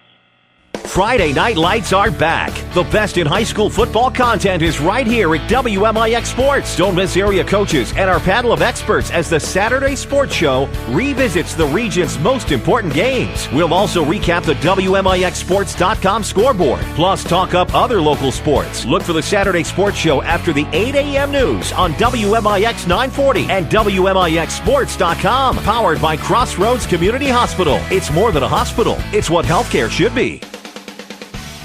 This is Chase Landers with Landers Collision Centers. It's been said that in order to grow, you have to change. Very rarely anymore do insurance companies ask the phrase to go out and get 3 estimates. The new phrase insurance companies are asking is, would you like to take your vehicle to one of our direct repair facilities? This is a way for your insurance company and collision repair center to help relieve the stress you may have from your unfortunate incident. And, as Landers Collision Centers has adapted to this forever-changing industry, we are extremely happy to announce that we are a direct repair facility for over 10 different insurance companies. It's likely that one of them is yours. From dealing with your insurance company, setting you up with a rental vehicle, lifetime warranty on repairs, and of course, Landers free lifetime detailing for qualified customers, Landers Collision Centers literally takes the stress from your incident and turns it back into a shiny new ride for you to enjoy again. Landers is here for you whenever you need us. Big or small, Landers fixes them all. 1-888-LANDERS. That's 1-888-LANDERS. Hi, this is Joe David Cummins, President of Community First Bank. Now is a great time to move your account to Community First Bank. With our new One account offering the highest interest rate in the market, free checking, and CD specials delivered by people you know and trust, why would you not bank with the market leader in Jefferson County? We offer 5 locations with 7 ATMs and have been serving the Jefferson County market since 1906. Stop in and see why our bank is the fastest growing bank in Jefferson County. Community First Bank. Welcome back to personal banking. Member FDIC. Streaming worldwide at WMIXsports.com. This is Mount Vernon Rams football from WMIX Sports. This is is Mount Vernon Rams Football indeed. Chris Hugo and Danny Czerwinski alongside of your Schmidt Chevrolet postgame show. The Rams come from behind to defeat the Althoff Crusaders by a final of 41-32. Rams did lead at the end of the first half, 21-19, but then ultimately became Althoff's half to open up the second. Rams do come back and load it up with the shoulders of Demontez Miller-Gray. Oh, just load up, and the offensive line went to work. And, it's an amazing, amazing win tonight for the Mount Vernon Rams. I mean, went to work, and that could have very easily just said, you know what, hey, played them close, did okay, came over here, made 3 stops defensively in the second half on Althoff, 41-32, you win. This is a different team, different kind of, stuff. And this team is locked and loaded for 2 home games, and I'll say it now, and I'll say it during the week. If you wear orange and black and root for the Rams, you better be at J.D. Shields Memorial Stadium next Friday night wearing orange and black and screaming and yelling for the Rams. Got to be there. Or this one time, maybe pink. It is Pink Out Night on Friday night. You can support the FBLA's and HOSA's joint effort to raise money for the Susan G. Komen Race for the Cure. And Pink Out on Friday night, of course, against the Marion Wildcats, who succumbed to Cahokia tonight on the road. So that'll be interesting in itself. Althoff drops to 1-3. The Rams are now 3-1 and 1-0. And 1-0. You got it. Yep. What do you want to go with first? I've got a little. I'd like to go stats first. Let's do that. We can take a break. To be in charge right now. We'll do stats. Take a break before the game. How about that? Freeze. Time out. I'm trying to. False start Hugo. Yeah, false start Hugo. 5 yards there on the penalty. In this case, like I say, I'm getting it right now. I got you. Let me promote it. There are a couple of fundraisers we do have to promote. I'm ready. So we'll do. Okay, you go ahead. Even first downs at 20, allegedly. Even turnovers at 2. Penalties, 9 for both teams. 58 yards from Mount Vernon, and 58 yards from Mount Vernon, 73 for Althoff. Rushing yardage, I had Mount Vernon with 238, Althoff with 100, give or take. Mount Vernon had 158 yards passing, 202 for Althoff. So Mount Vernon, by my count, if I can add right, I'm too excited now. I can't even add now. 396 for the Rams total offense, 312 for Althoff. The main point is, scoreboard's already off. 41-32, Mount Vernon wins over Althoff. We jumped the math shark when I discovered the class of 2014 are seniors. Yeah, I think we jumped the shark at that point. Orphans, yeah, that's what my facial expression was. Wow. And then it was about Twitterverse. Yeah. So the Orphans beat Carbondale 28-27. So you have the Orphans, Rams, and Comanches atop the South Pacific Conference. But here's the thing. I'm not trying to take anything away from Carbondale or Centralia. Neither one start with the toughest schedules, but both have so much offensive firepower from the systems in place, you don't know. And you don't know how good 3-0 versus 3-0 was tonight even. And that's the crazy thing about it is that's what leads you to believe the South Pacific Conference really could be up for grabs in 23rd seed. Well, it's one of those deals where, Carbondale has this history of starting out 3-0, 4-0, 5-0, and then they meet somebody. And you wonder if that's going to be the case again tonight and this year. If they start playing some teams that are decent, what's going to happen? Exactly. And, decent and now makes trouble. Well, makes trouble indeed. And we're going to see what happens over the coming weeks. Mount Vernon Rams have Marion on Friday night. 3-1 Mount Vernon Rams is Pink Out night. More information on the Pink Out at mvths.org. WMIX proud to help sponsor the Pink Out night put together by the FBLA, and I understand HOSA will be involved in that fundraiser as well. We need to take a break. It'll be our final break. We'll come back, give you one last Tony Welch State Farm scoreboard update. We'll give you our player of the game, even though we've already given it to you, and it's blatantly obvious. Pretty clairvoyant by now. Yeah. We'll come back and do that anyway. Here on your Schmidt Chevrolet postgame show, 3423 Broadway in Mount Vernon. Vehicles online at schmidtchevrolet.com. All for you here on Rams Football, powered by Community First Bank. Protect yourself and the ones you love by getting a flu shot at the Medicine Shop Pharmacy. It's the smart and healthy thing to do. Just walk right in. No appointment is necessary, and no prescription from your doctor is required. The shot is no cost to Medicare primary beneficiaries with Part B. Here's pharmacist and pharmacy owner Eric Black. We have a seasonal flu shot event, which is not just one day, but usually 4 or 5 days, that we schedule nurses to come in and give shots I can also give shots to anybody who can't make those specific days, for example. The Medicine Shop is also offering flu shot clinics. Here are the dates. Get your flu vaccine between 9 a.m. and 6 p.m. on Tuesday, September 24th, and Thursday, October 3rd, Monday, October 7th, and Tuesday, October 8th. If you're homebound, every effort will be made to schedule a home visit. Call us if you require the service. The Medicine Shop Pharmacy, 2339 Broadway in Mount Vernon, or call 618-242-8776. Jim, are you interested in a career in the culinary arts but can never afford the high cost of cooking school? Rend Lake College has a low-cost recipe for success. For as little as $5,500 per year, you can get a quality culinary arts education in your own backyard. That even includes books, tuition, class fees, and supplies. Learn to master domestic fare, pastry, and foreign cuisine in Ina, Illinois. Save thousands on a culinary arts education at Rend Lake College. For more information, log on to rlc.edu/culinary arts. Here's Jeff Schmidt for Schmidt Chevrolet of Mount Vernon. The 2014 Chevy Impala is a car like no other. It's a world-class car. And I tell you, Chevrolet really knocked it out of the ballpark with this car. The more we show it, the more we love it. Our customers love it. The design is beautiful. The interior is absolutely gorgeous. The ride and handling is like no other. And for the money, I don't think you can find a better buy out there right now. Schmidt Chevrolet of Mount Vernon, 3423 Broadway in Mount Vernon. This is Mount Vernon Rams Football, powered by Community First Bank of the Heartland. Welcome back on WMIX and WMIXSports.com. It is a final here from Lindenwood University Stadium in Belleville. The Mount Vernon Rams win and come from behind fashion by a final of, I messed this up again, 41-32. 41-32. I didn't really mess it up on air last week. I just sent the wrong score out to coworkers. However, the Rams are 3-1. The Crusaders fall to 1-3. And before we take a look at scores from around the area, we might as well tell you what everybody already knows, and that's tonight's player of the game is Demontez Miller-Gray. Yeah. I mean, it was the offensive line last week for obvious reasons, but tonight, I mean, the hype took over. Oh, yeah. Just scoring, the 3 scoring plays were 100 yards total alone. 38, 63, that's 101. 7 makes it 108 on just those 3 runs. Filthy. I mean, and yards after contact and things like that, this team has a different ideal about things. They have a different mantra. They have a different swagger. This is a swagger win. Remember I said you got in the pregame, you have to win a game. You're not picked to win. This is number 1. Now you're favored. Now you go from the 100 to the 100 because now Marion's going to come in limping next week.